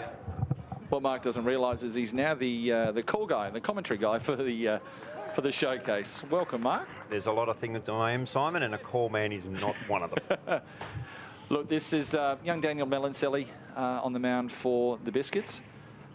Mark, for those who don't know, your role in the showcase tournament is the on-field coordinator. So do you want to give a brief description of that role? Yeah, look, Andy Kyle and Dean White have done a mountain of work putting this together over the past few months, and my role really has just been to make sure we have the coaches in the right positions, make sure they've got an understanding of the way we want things done and the way we want things taught. So to make sure the coaches are prepared that they can then pass the information on just makes everything run a little easier. So that's been my role mainly. I've been liaising with Andy every day, also working with, we have really good coordinators that we're working with as well. We have Lee Moyle, who's in charge of the infielders. Adam Korch has done a great job as the offensive coordinator, also in charge of the outfielders. Josh Kennelly's been working with the catchers. And Arnie Knoll and Connor Lowry have been working with the pitchers. Arnie's taking on the pitching coordinator role, but Connor's been there as well. So, and they're working with our other coaches that we've got along and making sure the instruction is flowing and we're covering off everything we needed to tick off over the 2 weeks. So, you know, the edited version is the coach of the coaches, which is the way to do it, and along with the support of Andy Kyle, which has been, you know, I've been around you, learning from you, and over a couple of years now. And it's come to mind. You've been around since the dawn of time. Now that's not a reflection of your age, maybe your baseball age and baseball brain in here is, but it is an absolute pleasure to see. So we see a nice little ground ball to Daniel Choi, lip over, nice and easy. Good, thank goodness. Yes, the transition. Yes, okay. There was no. Yeah, you didn't. You bit your tongue there, Mark. I see it. You know, good. Daniel Melancelli is starting to show his little fact. A lot of strikes, which is good for him. But the coaches is a challenging role. How did this start for you? How did this mentoring and sort of coaching role start for you? I've been really fortunate over my time to work with some great people. So the first one that would spring to mind is, of course, Don Kyle. Don's role and Don's influence over me can never be overstated. To work with him and see the way he managed people, but also the way he structured trainings and his instruction methods were key for me. I guess I'm really lucky that the people that we have in baseball are, and in these programs are all, like yourself, Simon, you know, we all get together and it's all talk about baseball. It's about, you know, can we do things better? Do we do things different? Let's not just change for change's sake. If there's a reason for change and it's going to make things better, let's do it. We're dealing with a whole lot of data now with TrackMan and Rhapsodo that 3 years ago I would never have seen any of that coming. So when those changes come along, it's great to have people around that have a real thirst for it. So it's an interesting role. It's been fantastic doing it and having young guys coming on like Brandon Migro, Kurt Russell, Kent Fitzgibbons, you know, all there sort of as young men going, okay, well, we really want to make sure we can, you know, we really want to improve. We've had Bob Ossie come along and talk to us about, you know, 10 goals that kids should be setting for themselves, and to see the way the guys reacted to that was amazing. We've had Jason Hewitt and Rod Drew floating through, passing on their wisdom and their knowledge.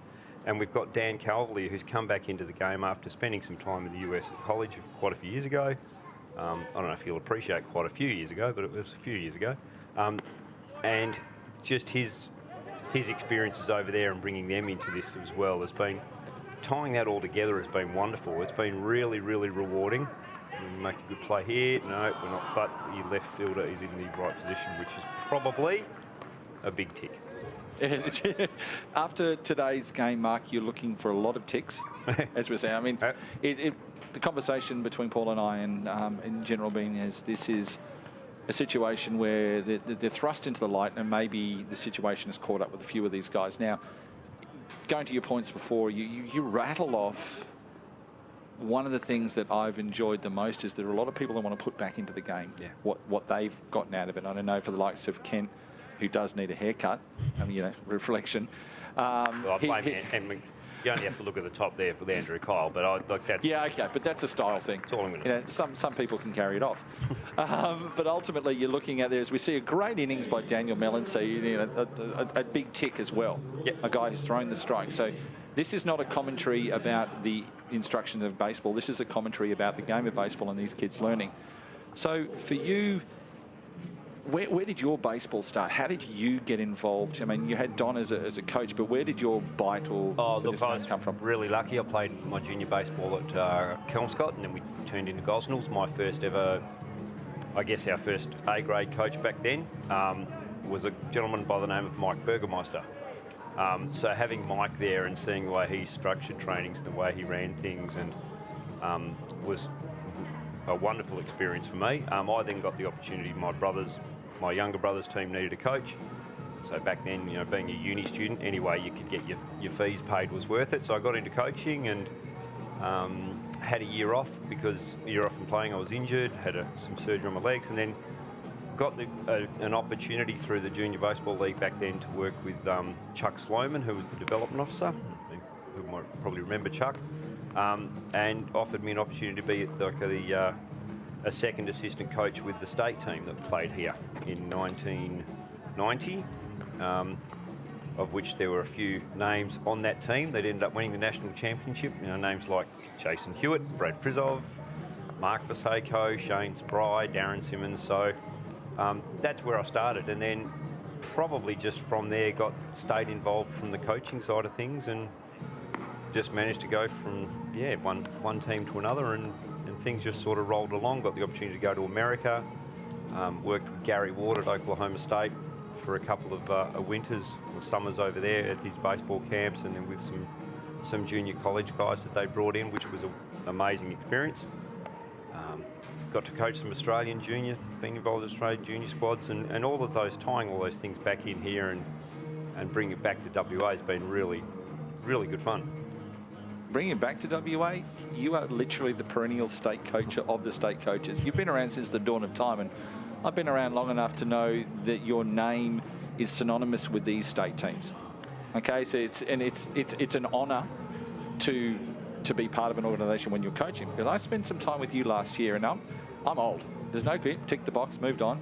I'm old, past my game, and I still want to know more because as a pitcher, you don't do much about the game of baseball.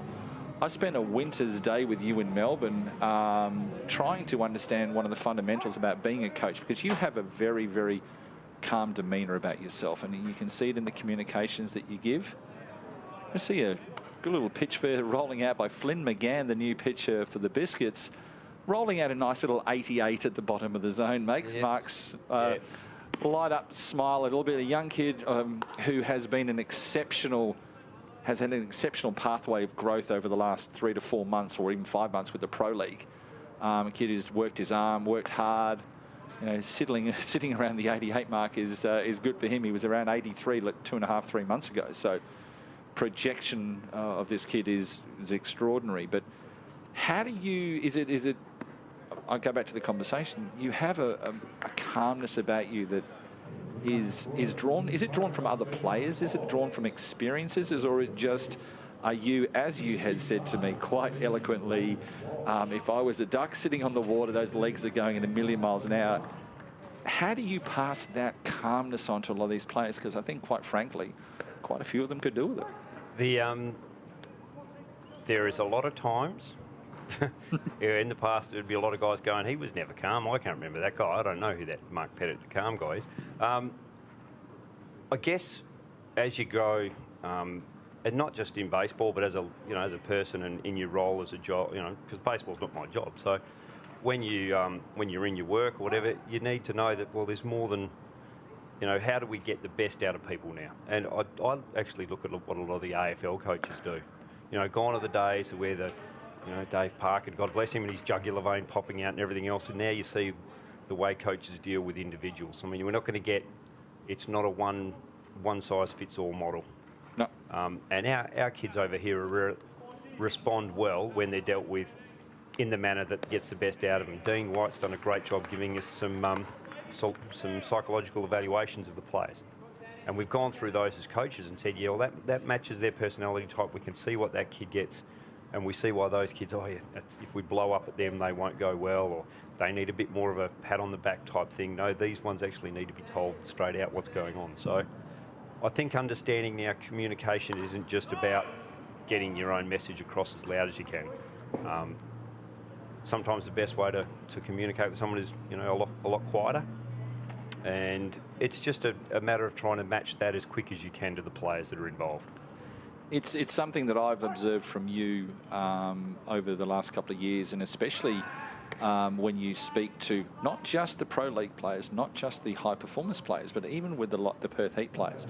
The likes of Daniel Schmidt has become sort of, let's say, enthralled in what you're trying to do, because you have a passion to make people better. It's quite simply, you are one of the Perth Heat pitching coaches, you're the bullpen coach, or whatever you want to look at it, and you still draw a crowd with elder players. This information is, do you feel that this batch of young kids truly understand the impact that you've had to the game of baseball, or you're just dealing with the cards that you see in front of you? Look, I'm more worried about the thing about this past 2 weeks and even last year when we were with the under-18s, working with Adam there and you guys, and being able to do that stuff about not so much worry about what the players are doing. I don't have to be the focus or the results-focused guy on what's happening on the field. To sit back and actually work with the coaches and say to them, look, this is the best way to probably get your message across. This is what we haven't ticked off yet. This is what we need to do. I can sit back now and go, okay, I don't have to worry about teaching someone how to field a ground ball. I need to worry that the guy who's teaching that skill has the communication tools to get the right message across. Which is what keeps that's what is really, really exciting for me. I mean, working with the older guys is fantastic. I mean, Schmitty's been amazing this year for me. I've asked him to do a few things, we've tried a few things, and that's been a real two-way streak. Yep. He certainly hasn't been me sitting and going, mate, I think we need to do this and this. He's been awesome at trying stuff and doing different things. RC, the pitching coach that's come over from Tampa Bay, has brought some other things to the table that are really exciting, with different drills and throwing progressions that make a whole lot of sense. And we're not far off what he's teaching. That's critical to to learnings for what this showcase is involved in. What we're teaching the kids is you're passing down information to the likes of Arnie, Connor, Dan Calverley, Kent, Kurt, and these guys, information that is being truly taken from a Moneyball perspective, to be honest, and from a unique coaching, because it evolves continuously. But if you're saying we're not far off, then these kids right in front of us right now are starting to understand the need to treat situations differently, the need to have a different approach for an at-bat, the need to focus like Flynn is now on the mound. I mean, this kid's come into a game into a scenario where we've had, 10 walks, and he knows his number one goal probably is to throw strikes, because that's what the message coming down from that bullpen coach would be. Yeah. Stop putting kids to sleep and keep them alive. Yeah, absolutely. For those who ever get the opportunity to sit with Coach Pettit, as he is known, he is Coach Pettit, the conversations that I think you had with the 16s and 18s coaches last year are some of the best times I've had for 2 weeks of baseball, and just sitting there listening to being taught and the feedback that you elicit. I think the organisation, this Rays Showcase, is in good hands with you. Oh. Good luck for the next couple of weeks. Good luck for when the Heat come back for you. Yeah, that's exciting. That's going to be really exciting. We see you. A positive, another positive for an innings. It's, another tick. You're a tick. There's a lot of ticks. We're doing a lot here. It's just ticking the box. There's a lot of ticks in there, and hopefully Adam Korcher hasn't lost his blue book and is able to tick a little bit more in there. Well, he'll be okay. But just before I go, Simon, I just want to thank everyone that's been involved with this. To have you and Paul here, it adds a whole lot, another element for these guys. It really does. And the interviews with Grady before, and just having all of this set up for these guys at night, it's a bit beyond a national championships now for me. I think it's going around the world. I heard Paul before saying he's getting comments from America and stuff like that. I mean, we had that chat with the players before, and we said, look, you're now not being watched by your mum and dad in the stands. Everyone's got to stop watching you. There's people in the States that can video this, access this footage whenever your name comes up. and they'll associate with you playing in this showcase. So if you don't give it everything you've got tonight, you know, who knows if they get another chance to see you. So it's just added so much to it, and we really appreciate it. And I know the guys out on the field do, the coaches do as well. So I just want to say thank you to all of you for being involved. It's awesome. It's good fun, but before you go, we have to ask the ultimate question, and you have to provide an answer. Who's your favourite coach in that room? Oh, actually, even in this organisation so far. Who's your favourite coach? Oh, Andrew Kyle. No, he's not here.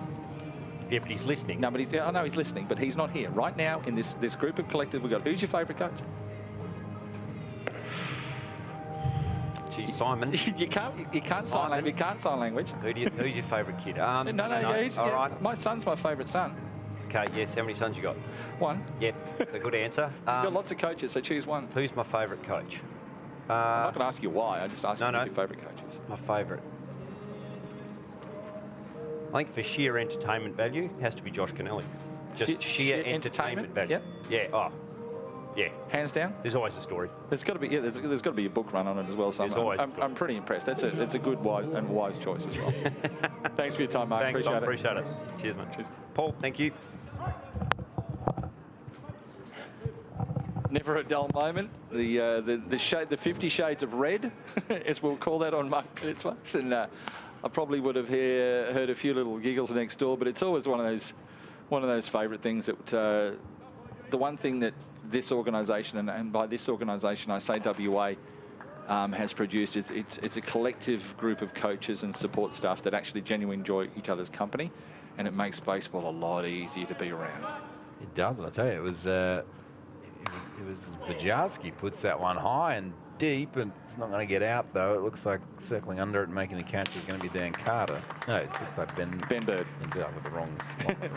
Yeah. Sorry. Slight difference in the guys, yeah. But I looked at it, I was like, that is not Dan Carter. I've got it wrong. He gets it up. He gets it up just enough though, but you can see those flags just blowing briefly in there.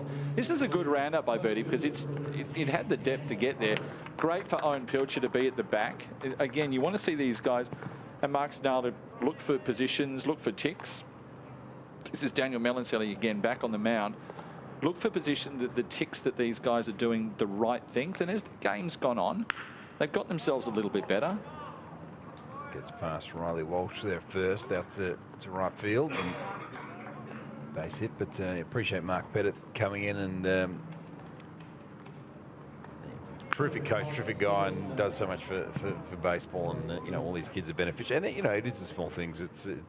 But I tell you, it was actually a lot of fun going into that. That room. That room. Oh yeah. I learned a lot. You learn a lot of things, and you know, there's certainly there's a vibe in there, and this is one thing that I know.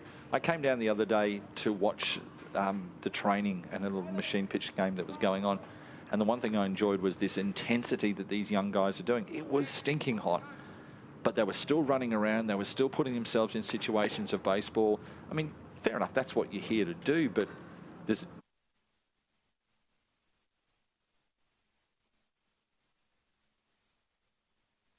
the positional drills they had to do. They hustled on and off the field. So that's a credit to that coaching staff sitting in that room, and the people that have been involved in the game passing on the will to be better and the desire to get better. As you see Daniel Carter there, and you know, as I said at the start there, a kid whose prime objective was to get back into the game to the level that he was playing at with the under-18s, which was exceptional because a couple of years before that, he was in limbo. He hadn't quite decided, but he decided to put his mind and his body online to get better and produced an exceptional result. Yep. TK at bat. Lily's got. I think that's going to be all right. Nope. Just missed for TK getting himself. I reckon he probably got a double if that would. He's got some speed. He's got some exceptional speed, and I know one thing he is very proud of is wearing that jumper on his back at the moment with the number 44. Absolutely. Of course, it's the number made famous from the great Greg Jelks here in the West. And, in the room 2 doors down is Jason Hewitt, who is the man behind the Greg Jelks Foundation, which should get Huey in here at some point just to have a good conversation about that again. Have we got enough time left? He said the same thing about you, actually. Yeah, that's funny about that. It's a shock. You would have had more. You would have had more fun about them talking about how, yeah, let's not go there. Family friendly. Yeah, family friendly. Yeah. Sam Shepherd up to bat now for the Biscuits. I really hope an ABL franchise becomes the Biscuits. I'm enjoying calling a team the Biscuits. It's a throw back to second with sliding back in time. So of course, tomorrow there's a bit of one screen with the Heat game on in here, and one screen with this game on as well. I think it's at 4. I think the Heat play at 4:35 tomorrow. This game's at 4 o'clock tomorrow, these two teams, as that one's banged through. It's going to get pun up. Brilliant.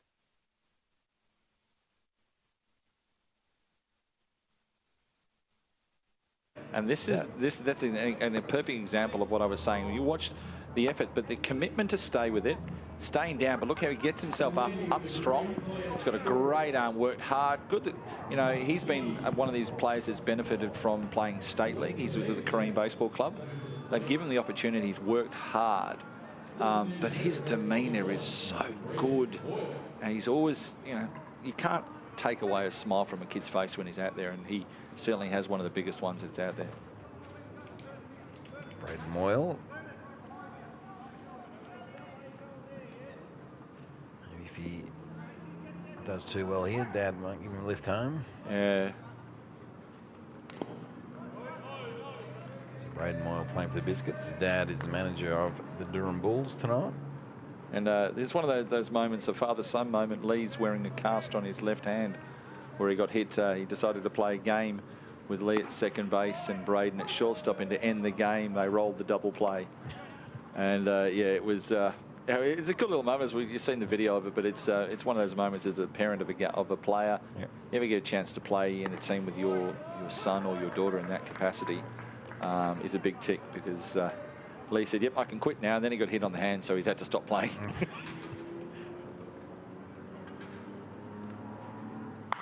Pitch-in's bang, straight back at the pitcher, and a bit of working by Choi there. Gets bang, bang, double play to end the assault from the Biscuits. The Bulls will go and get the bats, and we'll take a quick break. We'll be back for more right after this. See the ball played up the middle. Good flip by Choi. Double play.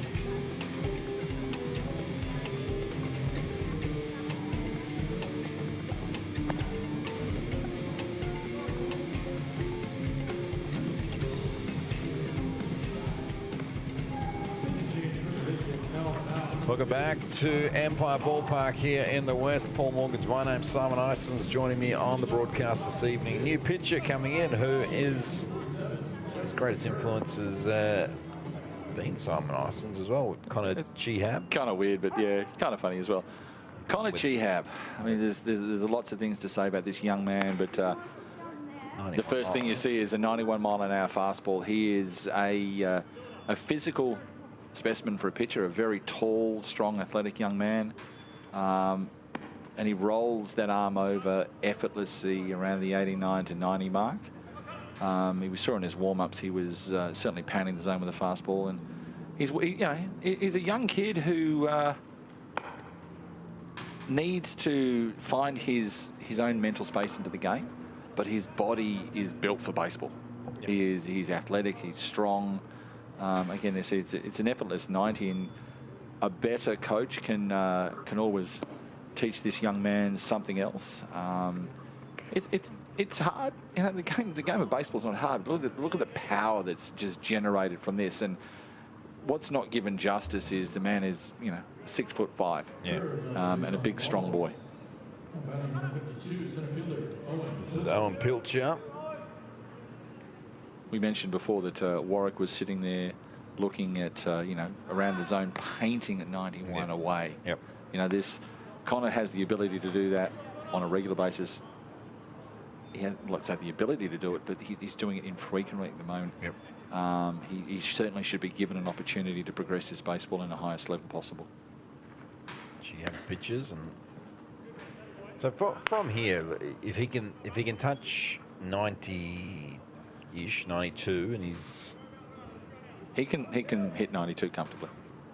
So he's about 17 years old at the moment. How hard is the jump from 92 to 96? Look, I wouldn't know. Let's be brutally honest, I would not know. But for the right mechanical coach and approach to the game, I think you can tap into it. And maybe Connor's comment before, or his comment that he's got there about me being an influence on it. My influence on Connor has been in a mental approach to the game to try and keep him invested into the game, because it's tough.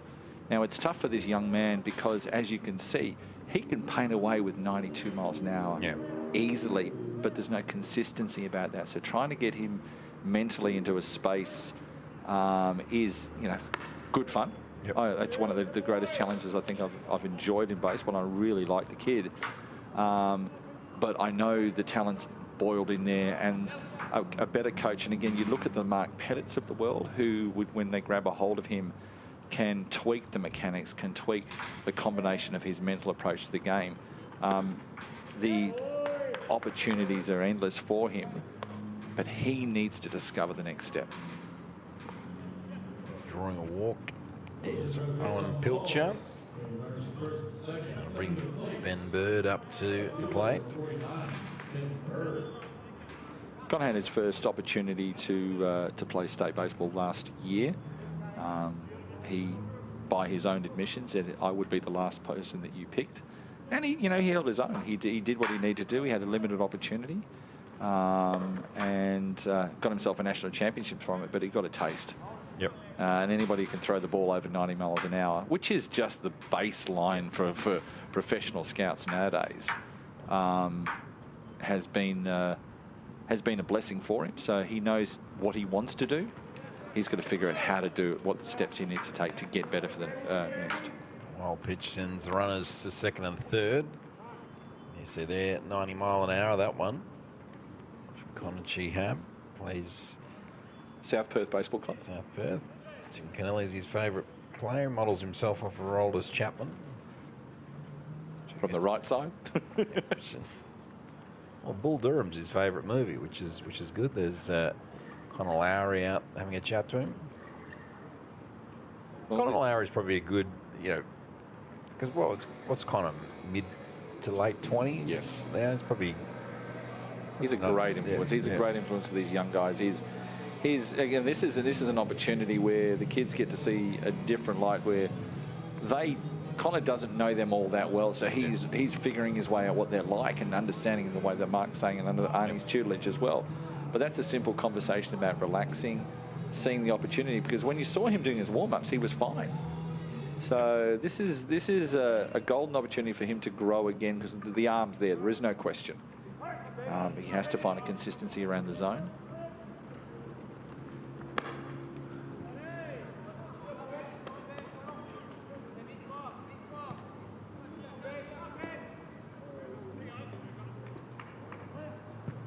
Connor Chihab against Ben Bird. 91 gets past Davies and coming home to score for the Durham Bulls. Good heads up running.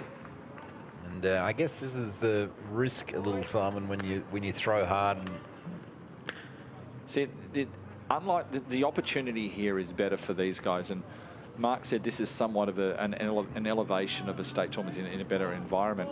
The only thing that's not the positive is they get to experience more.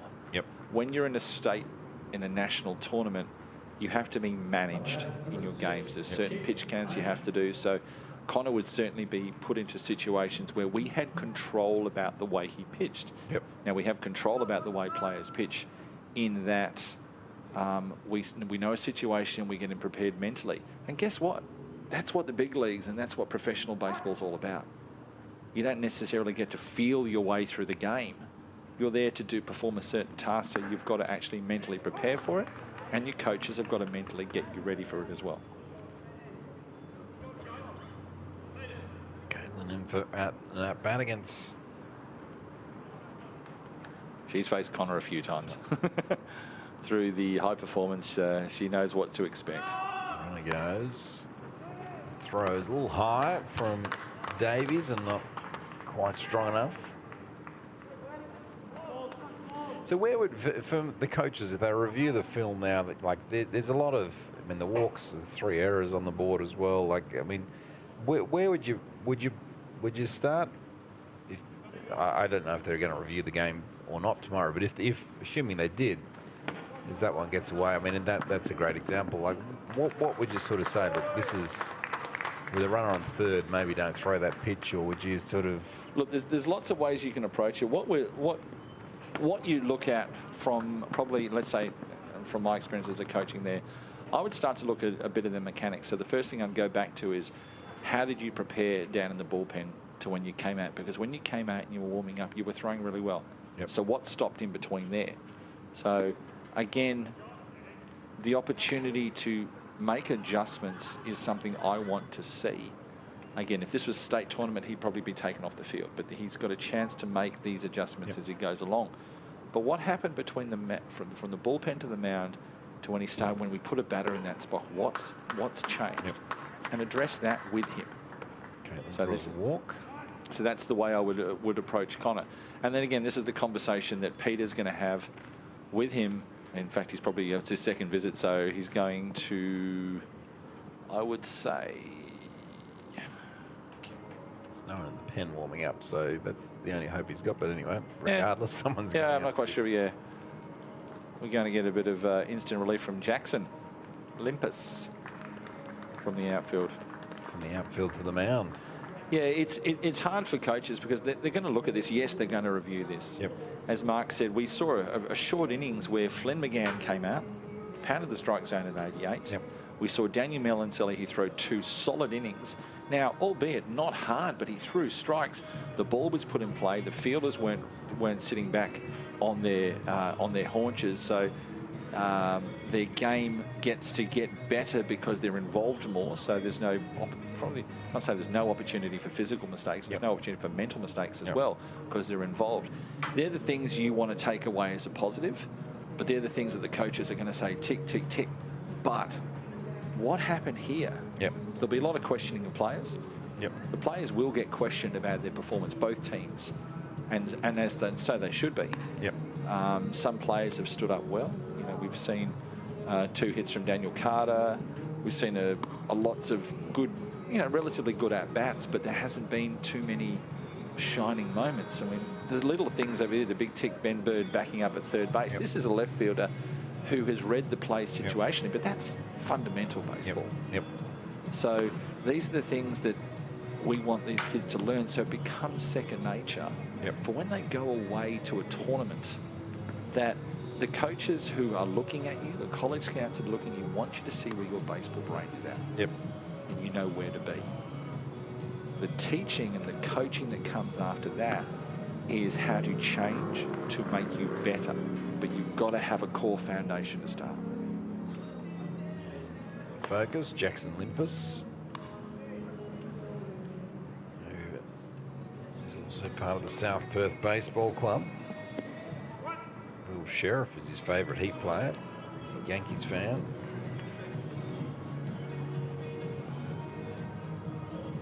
Excellent club ball coach for South Perth. Brett Walters, a former professional. And even Kent Fitzgibbons is down there as well. So, you know, a lot of these kids are exposed to a lot of good talent as well. Cameron Landy up to swing against Jackson Limpus.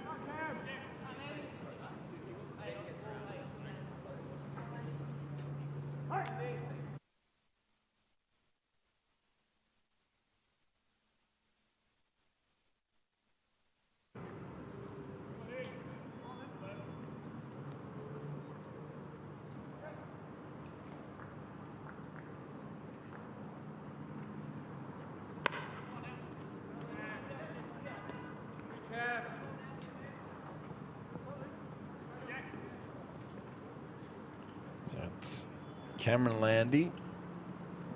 The 2-0 count as Limpus, the lefty, kicks and delivers.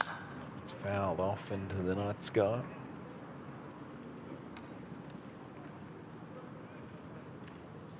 The quietness in the air is me trying to ascertain who the centre fielder is.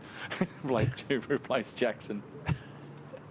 I want to say it's Ry Harrison, just out of as a guess. I could be wrong. I reckon if we ask nicely, the centre field camera, one of the cameras might be able to get the number in the centre field. Yeah, we're trying to get the number of that centre fielder. The magic of television. Oh, there he is. Number 11. I think. Number 11. I thought I sort of glanced at. Could be Aidan Brown. Yeah, it's a good chance it's Aidan Brown. So Aidan was the right fielder.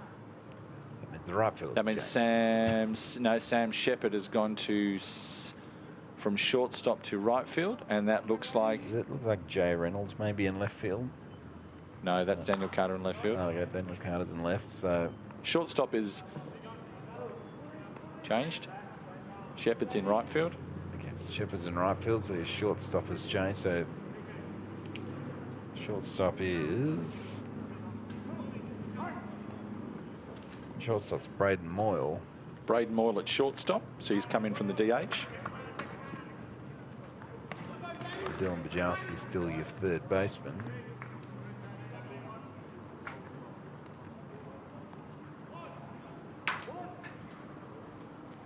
Oh, yeah, see, centre field camera, man. Yeah, look at that.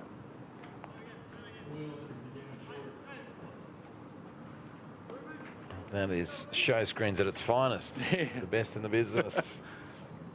I did say to Christian before, this is, and Mark said this. These kids can go back and look at this, and you mentioned that you had comments from the US of people watching the game. Yep. This is great to see. It's good for the kids because this doesn't happen often, and you only get it usually at nationals. But I suppose the more that they're exposed to themselves on, I was going to say videotape, but it's not really, that's a bit of a redundant term, but it's the more they're exposed.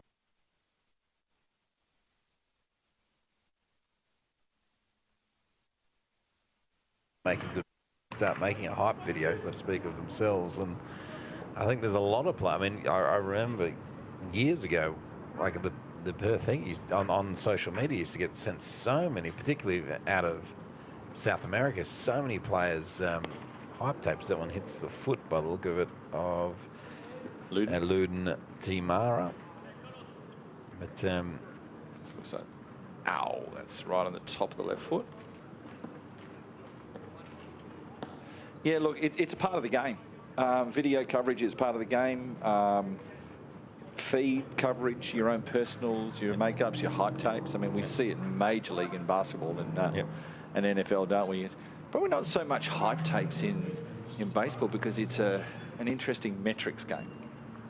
Remember, it was a couple of years ago, was it Roberto Garcia who came over? He had his own rap song made for his top velocity Roberto Garcia. Yeah.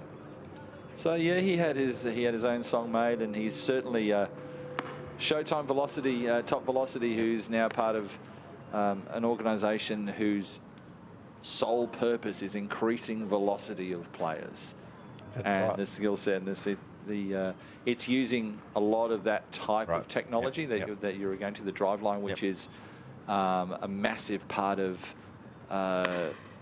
conversation amongst baseball players now. So it's not to say, and Mark mentioned it before, Rapsodo has been the technology that we calculate spin rates and all sorts of things. So we have that technology here. We are using it now. It's up to the coaches to learn how to use those metrics and turn these players and to teach them how to look at spin rates and effectiveness of pitches. And the same thing for hitters. Exit velocity is the tick box.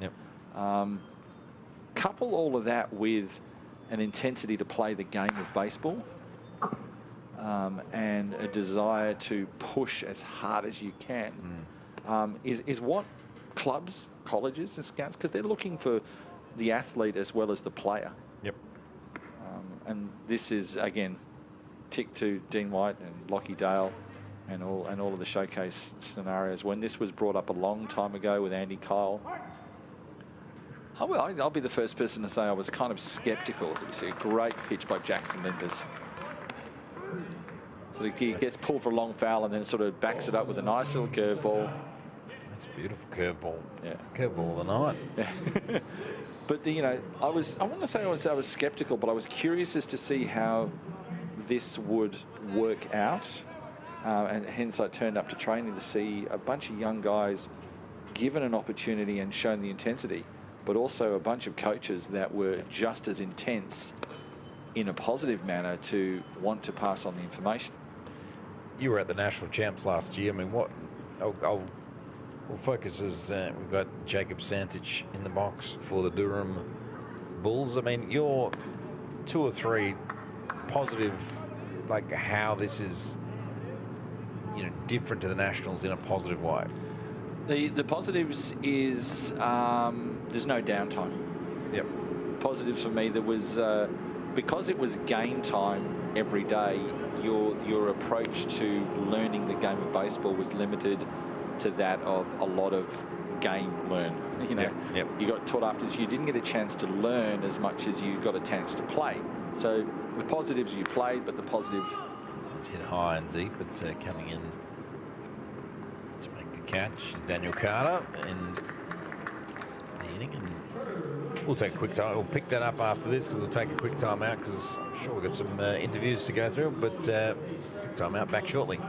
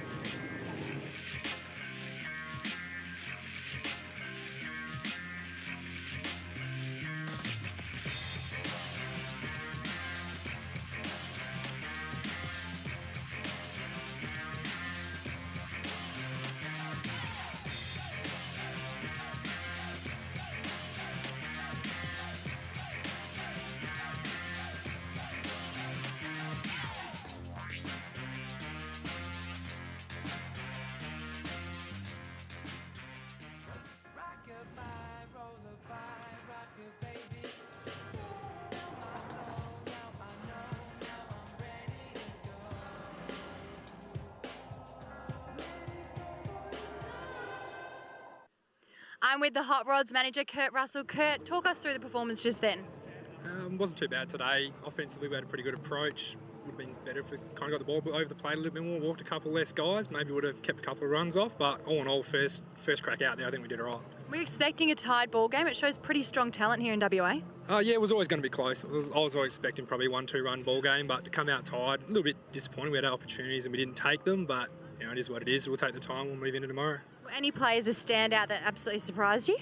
Not necessarily a surprise, but Michael DeGasper's had a day today. Really good out in centre field, put a couple good swings on the baseball. Chucked him out there with a load of bases straight out of the field. He did a really good job to get out of the inning and then get into that last inning without giving up a run to keep the game tied. So, yeah, good day for the kid. And where does a showcase like this take the boys in the future? Well, it's a good opportunity. Generally speaking, we take 16 kids for 16s, 16s for 18s, and we go away to nationals. We've got 60 kids here, so it's an exposure for a lot more kids that they wouldn't normally get.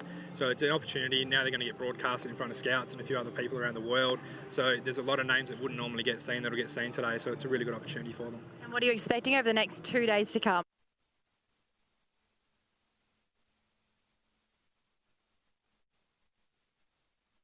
That's for sure. The pitchers will get the ball over the plate and we'll get some better baseball out there for sure. We're excited to see what's to come. Thank you so much and best of luck. Thank you very much. Cheers. Welcome back to Empire Ballpark. Good to hear Kurt Russell then.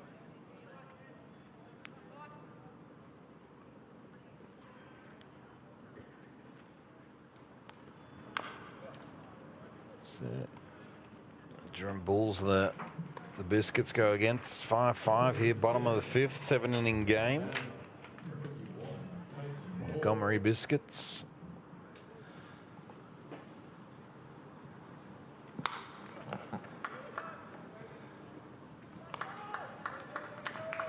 And Daniel Mellon.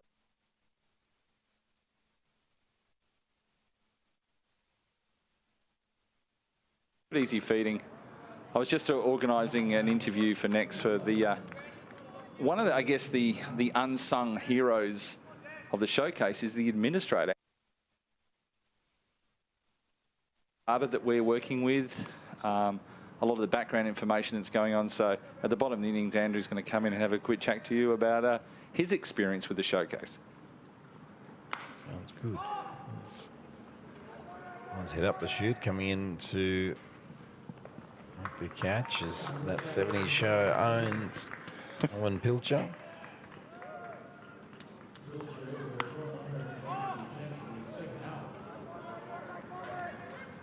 Good clear signals. Yeah, didn't quite get his body in position in time, but the end result is ultimately we catch the ball. Josh Davies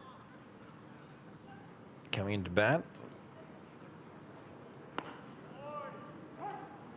In reflection of what you mentioned before, as I said, the opportunity to where this showcase is enjoyable for me is the opportunity to learn and to play.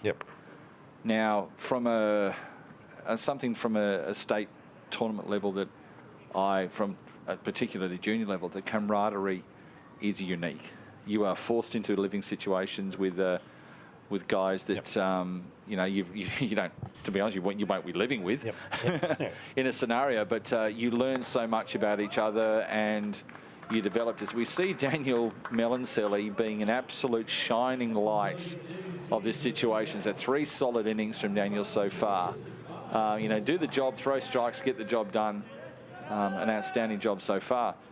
The one thing that I've really, what I've liked so far is these kids really enjoy each other's company all around. Now that's a credit to them wanting to be here and the inclusiveness that the coaches have given them, the ability, and Mark said it before, you know when to and who to talk to. So the coaching staff tends to know pretty much everybody and how they're treated. And, whilst we're not fitting everybody into a mould, everybody is treated as an individual but allowed to shine in their own little way. Absolutely. Now, we've got Dean White in the room. It doesn't appear to be Andrew Murray, who seems to run away scared. Is that Dean's nodding his head? So I guess I'll hand over my mic, which is most grateful for a lot of people, probably to Dean, about the administration of the showcase. Get Dean White on in a moment as Jackson Limpus continues his work. Dean White joins us now, and former Perth Heater, former Atlanta Braves farmhand, owner of Diamond Fitness, and architect of the showcase. It's gone really well. I mean, you'd have to be pretty stoked with it. Mate, it has. It's been plenty of work, but a huge opportunity with obviously the National Youth Champs not being able to go ahead with COVID. Yep. It's something that Lockie, Dale, and I have spoken about as a potential maybe precursor to or part of the trial process for the NYCs. So yeah, it's really nice to be actually have a chance and to put it all together and try and run a legitimate spring training type program for these kids to experience before they hopefully have a chance themselves. Do you see this in the future we're assuming that national champs are back on next year. Do you see this as then, the two teams of the 16s, the two teams of the 18s, essentially? Do you see this as the kind of crescendo tournament to then select the state teams from here? Is that the way that you'd like to see this sort of happen moving forward? Look, I don't necessarily have an opinion on how it should work going forward. I think the program itself has worked, and if there was, if they'd like us to be involved to help make it all happen again, or a modified version to fall in line with a National Youth Championships, then we'd love to be part of it. Now, there's Daniel Choi will lead things off here for the Bulls as pitch offering is fouled off. Now, you are the owner of Diamond Fitness, great facility in Osborne Park, shortly to be opened here at the ballpark. I wanted to talk about, for you, and we had Warwick Sorpold in before. I mean, you're mid-30s guy, you spent your time at Atlanta, and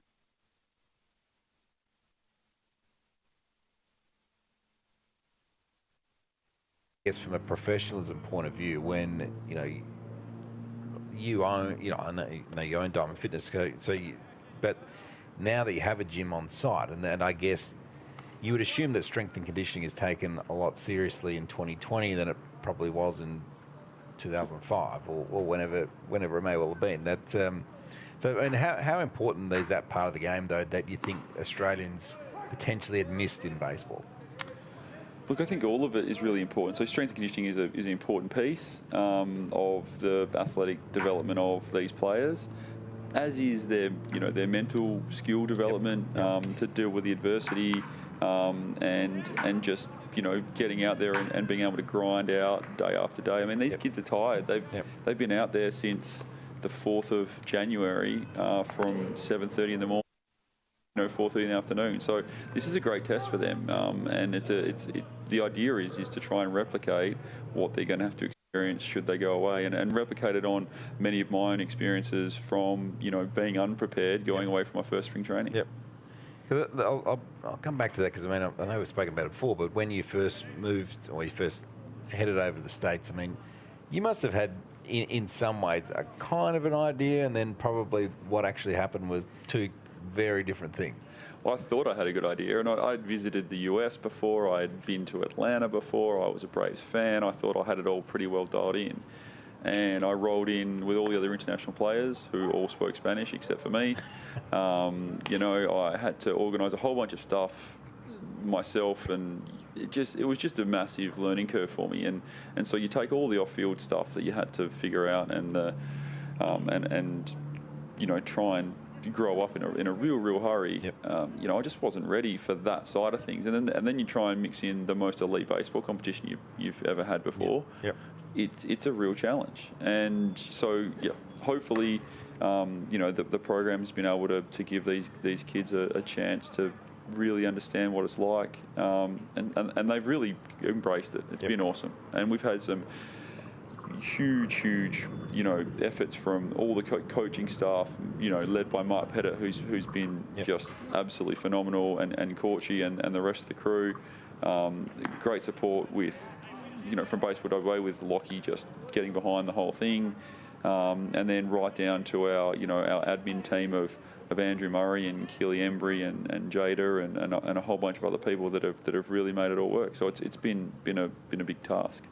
I want to say, how much do the kids of you, or the younger, particularly probably more these guys who are slightly closer, how much are you, let's just, for argument's sake, say if Dylan Bajarski gets signed, how much are you talking about them of you need to get these things right now? Because if you go over to the US, I mean, your leash is relatively short. They're not going to, a major league organisation is not necessarily going to hang around for 3 months to worry about you being homesick, to worry about you being this, to worry about, I mean, are these the conversations that you're having now with these guys?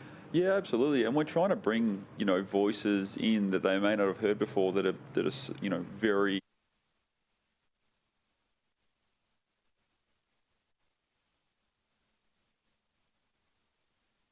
and he's, a very established business development professional that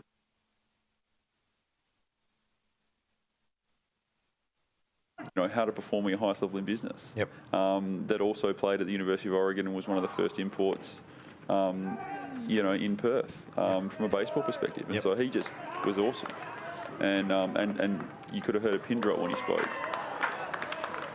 So there's a little bit of heads up running there from Jeff Kerr, who's found himself on third base as he. And reviewing the tapes the next day, we were talking about this with Simon before. I mean, what do you expect?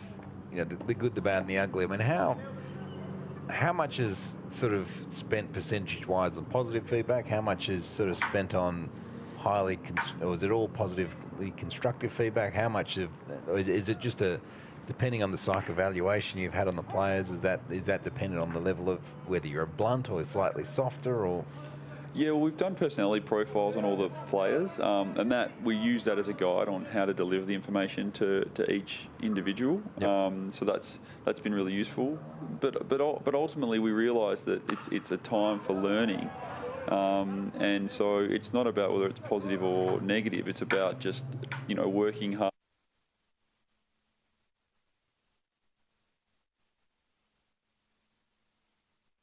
Yesterday. Yep. And as long as we keep doing that, then we know that everyone is moving in the right direction at the speed that they can, that they're capable of at this time, and that's the most important part. Old Pilcher into bat for the Bulls. It's off down to the first base, but talk to me about the Rays with this. I mean, when you first approached the Rays, you talked to them and said you want to do the showcase. I mean, their response was really positive about it. And how do you potentially see this concept maybe rolling out, in Australia with, say, Adelaide, who've got Fair Phillies organisation, Phillies affiliation. Do you see, I mean, how much interaction you've had with the other state organisations as well to sort of say, hey, this could be something that we might do as well? Look, we haven't really spoken to the states at all, mostly just because we've been trying to make sure we've got our own ship taken care of here. Yep. So we're just trying to get things organised as best we can. Look, nothing would make me happier than to see two of these teams going over to Adelaide to go play a 4-game series starting on Saturday. Yep. That would be awesome, and then have two of their teams come here. And get that, get the ABL experience mixed in while we're at it. I think that would be awesome. So if we can, somehow make that happen in the future, that would be, I think that would be a really great way to improve on the showcase program that we've been running. Because how important is that? I mean, you talk about it, but like having a Tampa Bay Rays sort of endorsement. I mean, that must be that part though. In reality, is I guess such a critical part to the whole thing, because it makes it, for want of a better word, it makes it all of a sudden go to a new, higher, legit sort of level. Yeah, for sure. Well, look, that's where Lockie's relationship, and Lockie, obviously being Lockie Dale, the CEO of Baseball WA, has a great relationship with the Rays, with Patrick and George Pappas and those guys over there. And he mentioned it with them when he was dealing with them in regards to the Rays players that they were sending out for.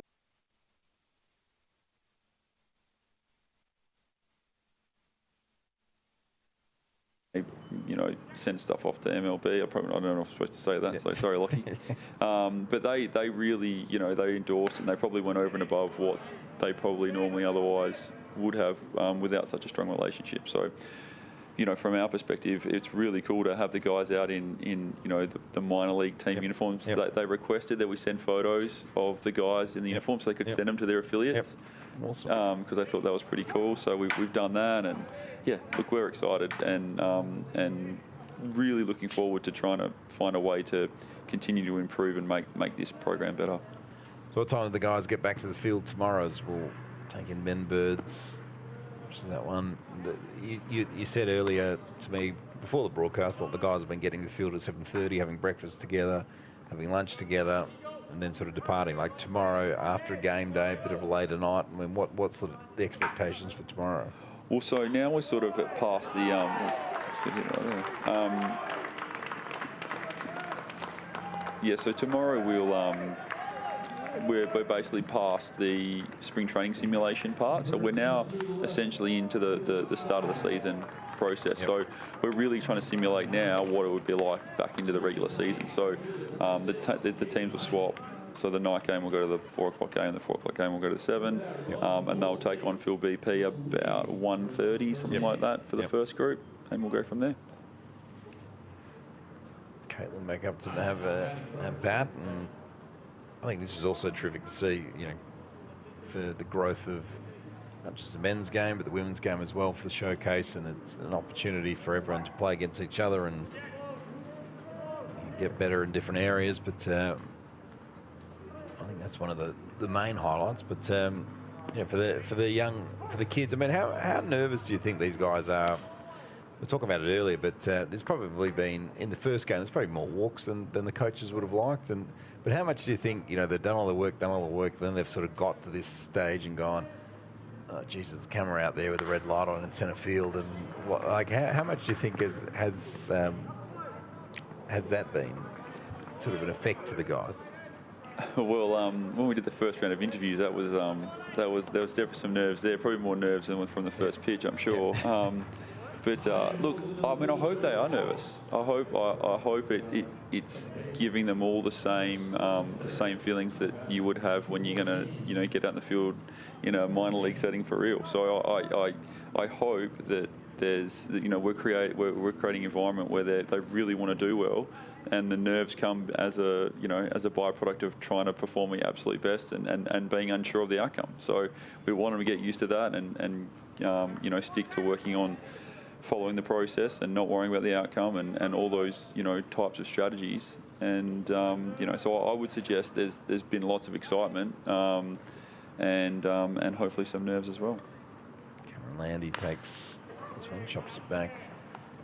The shortstop throws across the second, out in time, so that'll do us. We'll head to the home half of the sixth. It is the Durham Bulls 6, leading the Montgomery Biscuits 5. We'll take a time out and be back for more right after this.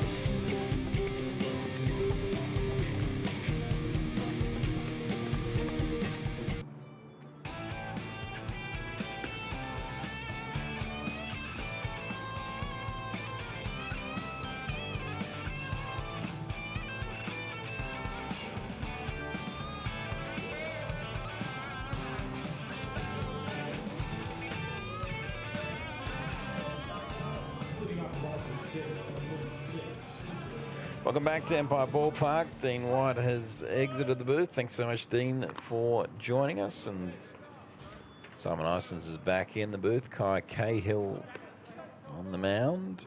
Yeah, Do you coach Kai at all? No, I've worked with him in a little bit, but I have never had any real opportunity with him at this stage. But I just recovered from being inside the coach's room, where everything that you heard, and as you know, and good thing about Adam Korcher, the 18's coach, he doesn't mince his words. He told me what he thought. I agree.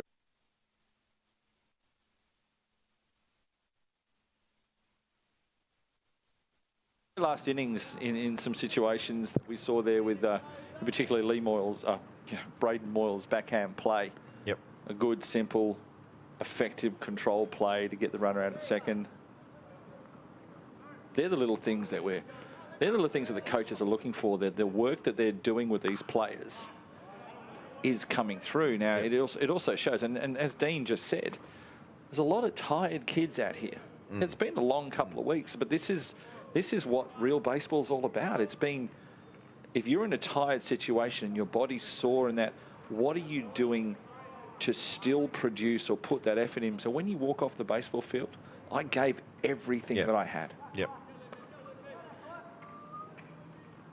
Well, that's it. You know, like I think a lot of time you got to.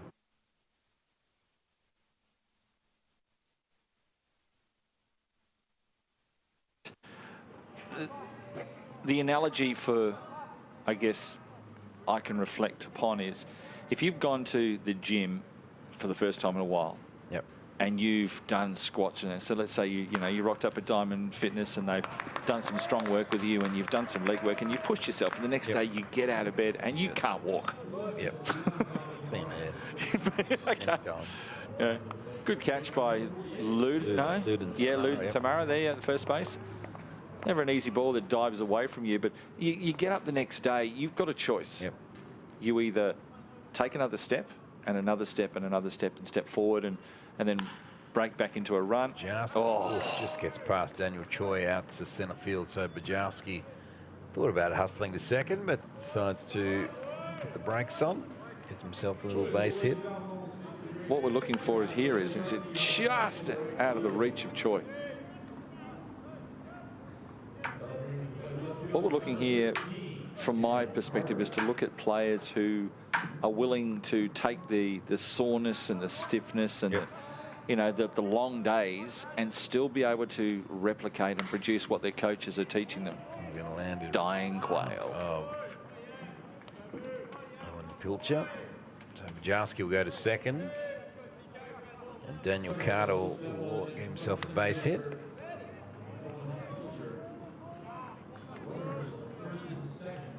You can see the 70 show there. Sort of had a bit of a tilt of his head. He probably wondered if he could lay out for that one. Just bounced in front of him. That's going to stick, I hope. I hope it sticks. It's better than can't indicate. Yeah. Or change lanes. A little personal story with Owen. I was following him when he was driving down to Rockingham, and he was driving, and it was he just got confused about where the lanes were. As you do. And he was just having a bit of an issue driving the car down there, and I may have been behind him, and I may have let him know about it when we got to Rockingham. His parents enjoy a good ribbing. Kai Cahill pitches.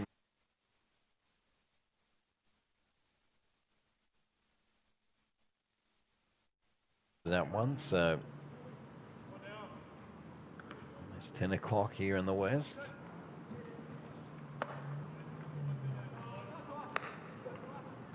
So these two teams will be back. I believe these two teams have the 4 o'clock game tomorrow, and the 16s have the nightcap.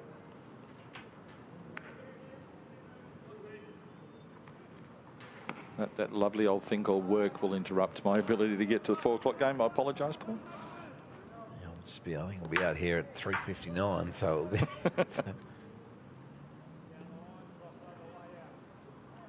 be. Actually decided this afternoon I'd turn the booth into my office for a couple of hours. So I worked out here for a couple of hours. So it worked well. Yeah, I've got the ability to work a bit of remote, but unfortunately in my line of business it's hard.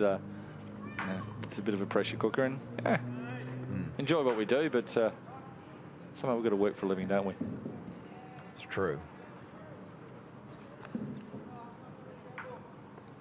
So I always say to, as DV, Dan Vaughan, our broadcast partner, always says it's hard to work for chips sometimes. Or a cup of coffees. This will be Josh Das coming into the game. So Das, part of the Swan districts. Swans, just looking through the list, look like they have a fairly healthy young program. Look, Swans have developed a program for many years, and it started on the back end many years ago when you had your Dean White in here with Arnie Knoll, and it was a bunch of young kids that came through the little leagues all the way up. Now, this is again the camaraderie thing that they've stuck together and had great coaching with Arnie and support from the likes of Rick Stevens from Team Spencer, who's been around there and supporting the club. But they've always had this really strong parent group of, say, a parent group of parents that want to help and be invested in the child's opportunities moving forward. So Arnie's always had fungo hitters or BP throwers or something at his disposal to help build this game. And with, Dean White was coaching the Eastern Phantoms. No, not the Eastern Phantoms. I can't remember one of the team, but which was, I think it's Swan Districts and Swan Hill Aces, that's correct. Swan Hill Aces, which was Vic Park and Swan. So, that foundation has stayed with that club for a long time. Now, these kids are producing the Maddox Stybies, the BJ Cooks, the Josh Dasses, the Tyson Knowles. And there's a lot that comes. I believe Connor Parry, another young boy, has been given an opportunity for college, I think, moving forward as well. These guys have been given to be right, and Dylan Bialski thrust into the limelight. Yep. Perform. He's going to hit centre field, and 70 Show makes a good catch. 2 down. Yeah, see, he shook his head. This ball's laced very well. Josh Das has lined it nicely. See, gets there, looks, hesitates. He actually hesitated. If he'd have thrown it the first time, it would be very instinctive for him. But he sort of shook his head. He knew he should have thrown it because he threw an off-balance throw to the first base cutoff as well.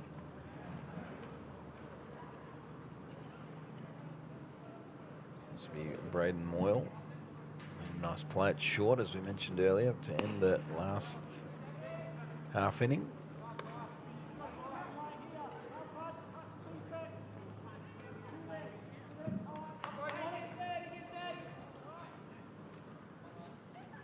Scores 6-5, and the hits are 5-6 in reverse. So Durham have got 5 hits, and the Biscuits have got 6 hits. But Durham have got 6 runs, and the Biscuits have got 5. Hasn't been an enormous amount of hits today. No, and that's probably a scenario again. We've seen, unfortunately, a large amount of walks now, and that could be, as Dean said, there's some tired bodies out there, and sometimes when you're tired, adrenaline just doesn't cut the mustard. It can only get you so far. It's a mental fortitude to push past it, narrow down the focus. Was there something you used to say to yourself when you were throwing, when you weren't where you wanted to be? Was there one or two things that you could say to yourself to just bring yourself back to focus? Yeah, there's lots of expletives I used to say to myself. A lot of the times I had to remain calm. I was a bit like Mark. I was frantic under the water type scenario, but if I look back in memory, the teammates I had behind me, instead of nibbling or doing something crazy, to let the game flow, to throw enough strikes, to put the ball in the zone, to realise that there's, guys behind you who are, that's their role. And, one person in next door, Jason Hewitt, was always a sort of a leader for me on the field. Greg Jelks always used to chat to me. Was having the conversations about tempo of the game, and Sean Jones at first base, another excellent Perth Heat player. These guys kept me focused. The catches, the number one thing. So I just had to let the game evolve around me and try not to get sucked into letting my emotion overtake. Don't you worry, I was panicking. Inside, there's a lot going on. But I learned from a lot of really strong people in particular. Probably my favourite coach being Steve Kirkin was staying in control. And this is where a lot of these kids, and this is where I try to bring into the game with a lot of these guys, is how to mentally prepare from the bullpen to the mound. Kai Cahill's night is over. But how much then for these guys, and you would have experienced this, for the next jumps? I mean, you know, say you're a 18-year-old pitcher throwing to an 18-year-old catcher, and then all of a sudden you're an 18-year-old pitcher throwing to a 34-year-old catcher who's been around the block a fair few times. I mean, how different is that then? That all of a sudden you can kind of go, oh, gee, like, you know, this catcher's, you know, knows the game at a different level to what I've been throwing, and all those sort of pieces. It's accepting that. It's accepting that you think what you think you know doesn't exist. Let that person guide you in the right direction. Your ability is there. You know, it's the opportunity is there for you to succeed. You just need a little bit of help. Now that's your field and or your catchers allowing you to progress. So this is where I feel the catchers are paramount in our game, and I've had the fortune of throwing to some amazing catchers over my career that, quite frankly, made me better than what I actually was. It's not that hard to say because it's the truth. My job was just to throw strikes. It was these guys and their tutelage of me that made me better, and my teammates. So this is what this needs to become, and a lot of players have to recognise that they're in an environment where it's great to stand out if you are capable of throwing 95 miles an hour. What's the point if you can't hit the glove? Right? And that's not a blight on some people that occurs to them, but figure a way about focusing on the zone, keeping the game flowing, attacking the zone, and developing your own personality inside that. Are you a mongrel? Are you going to walk across that line and die for every at-bat? Are you Jason Hewitt? Are you Adam Korcher? You know, are you these guys who fight for every at-bat, and every at-bat means something? So this is what I want a lot of these guys to try, and we want to see them in, you know, the skill set that sits in that room can clearly see how a kid trains, how a kid approaches his at-bat. The next step is, how do you make them better? Tyler Paul on the mound, the left-hander out of the Wanneroo Giants. Plays his ball out there, and favourite food's lasagna, if you were dying to know. Young kid, seen around the club quite a few times. Again, I hate him. He's left-handed. Look at this throw. Look at that throw. That is a dynamite throw. That 70 show is just put on. One of the reasons why he's one of the best centre fielders around that's running the game. Physically strong. And that was an effortless throw. You watch this, Tyler ducks, and the 70s just comes up. Knows what he has to do, but look at this, right on the money. That is pretty play to end it and send us to the final frame. We'll take a quick time out, back for the 7th and final inning right after this.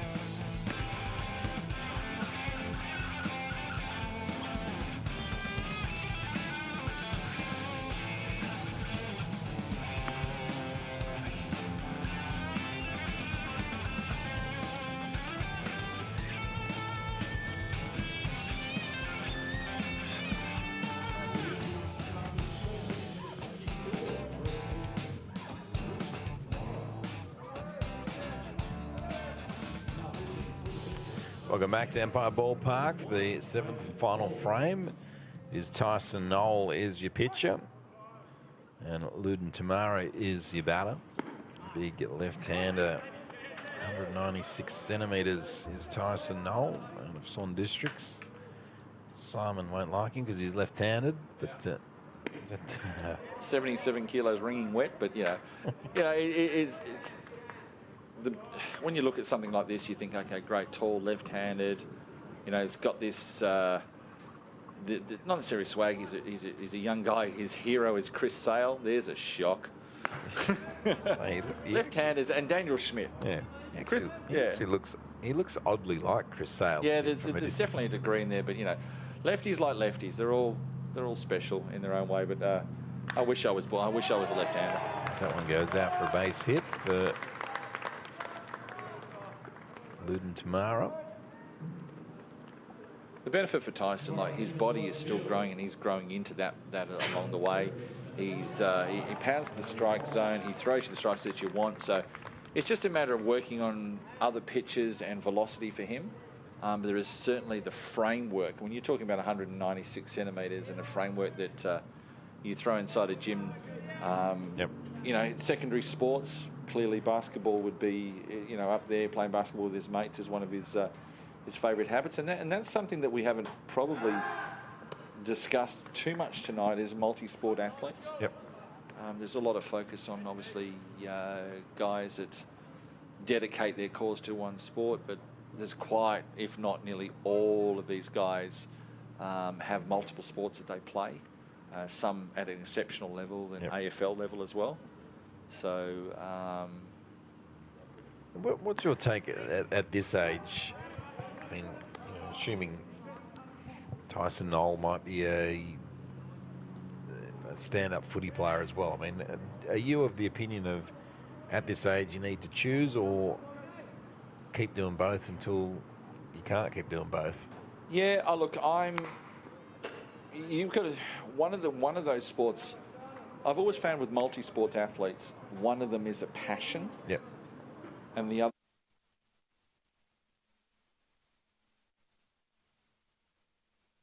Because your passion can burn you out. Yep.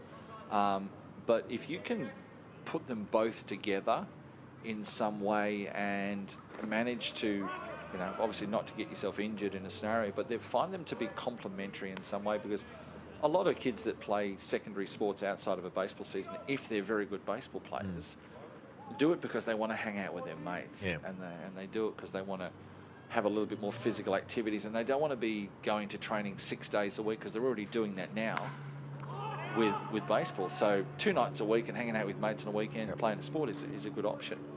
Riley Walsh pops one up. Moyle takes the catch. But you go along to the process of guys who can learn. If you can learn from that other sport, so let's just say taking the team camaraderie and the technology of training and adapt it into your into your baseball career, then you're making yourself become an effective athlete. I used to watch, Liam. Oh, there you go, Liam Hendricks. Yep. Yeah, that choice, didn't he? Yep. He made the right one in the end. He made the right one in the end, but it's at a cost. There was no other sports that he does there now. I mean, you see so many multi-talented athletes and the likes of Mookie Betts. Yep. Is there anything that him or like Steph Curry can't do?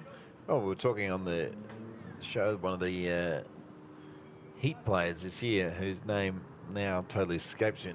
Dan Vaughan will be all over me, but he was in the same college program as Kyler Murray, who, of course, was first-round draft pick of the Oakland Athletics and also is now the NFL quarterback for the Arizona Cardinals, I think. But that was, the two, he had the choice. Did he stick with the A's or go for the NFL? But and then you got like Bo Jackson, who could do both in that scenario. So there's, I think there's more eyes on people that want to see these multi-talented, all multifaceted athletes and their ability to not just be a one-dimensional base runner, straight line runner, but they've got quick footwork. So, we talk about a couple of guys in this squad already who have got great footwork. It's no surprise they've got a football background. Yep. Whereas you look like Tyson, who is using his jumping ability and that to try and get himself through basketball and have a bit of fun in that process. Pitches to Patrick Tenby. Patrick Tenby at bat.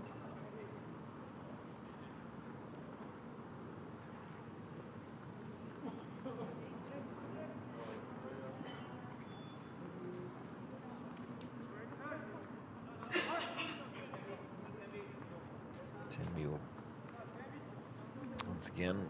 South Perth catcher, young kid who's played pro league for the Wolves. That's where I saw him most of there. You know, a solid foundation. Seems to be growing into the game of baseball. Dad's the president of the South Perth Baseball Club, so I guess he has no choice but to grow into this game. That one sent up and talk coming in. Oh, solid catch in the end, Dylan Bajowski, but almost was on a crash course with Rod Drew. With Rod Drew down there. I know who would have won that battle. Drew was cool as a cucumber though down there. I know who would have won that battle. And it wouldn't have been Dylan. You can see Drewy there at the end of the... Good tracking. Yeah, I got you, kid. Look at this camera. What a great. That's eye on the prize, and again, the field surroundings. And it's a great effort. He's a big boy that moves. Yep.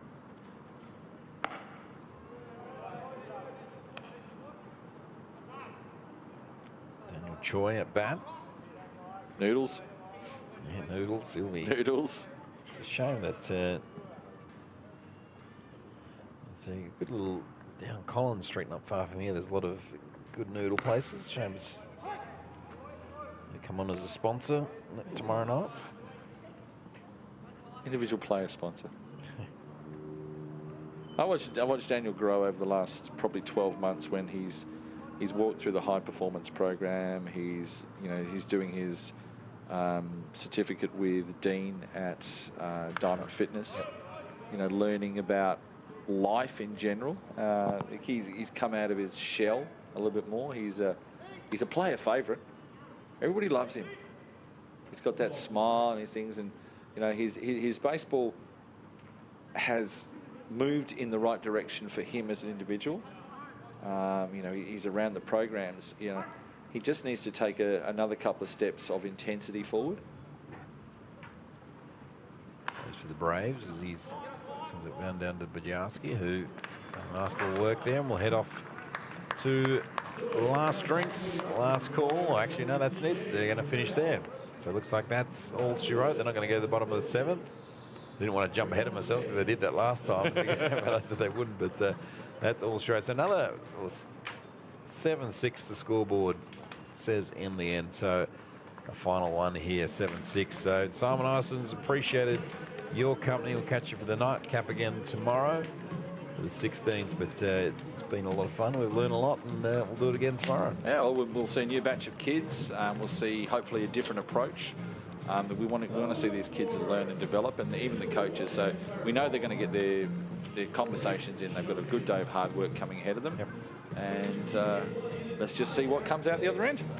My name's Paul Morgan on behalf of everybody, and thanks to Showscreens putting it together. We'll look forward to your company tomorrow, 4 o'clock here at Empire Ballpark. But good night for now.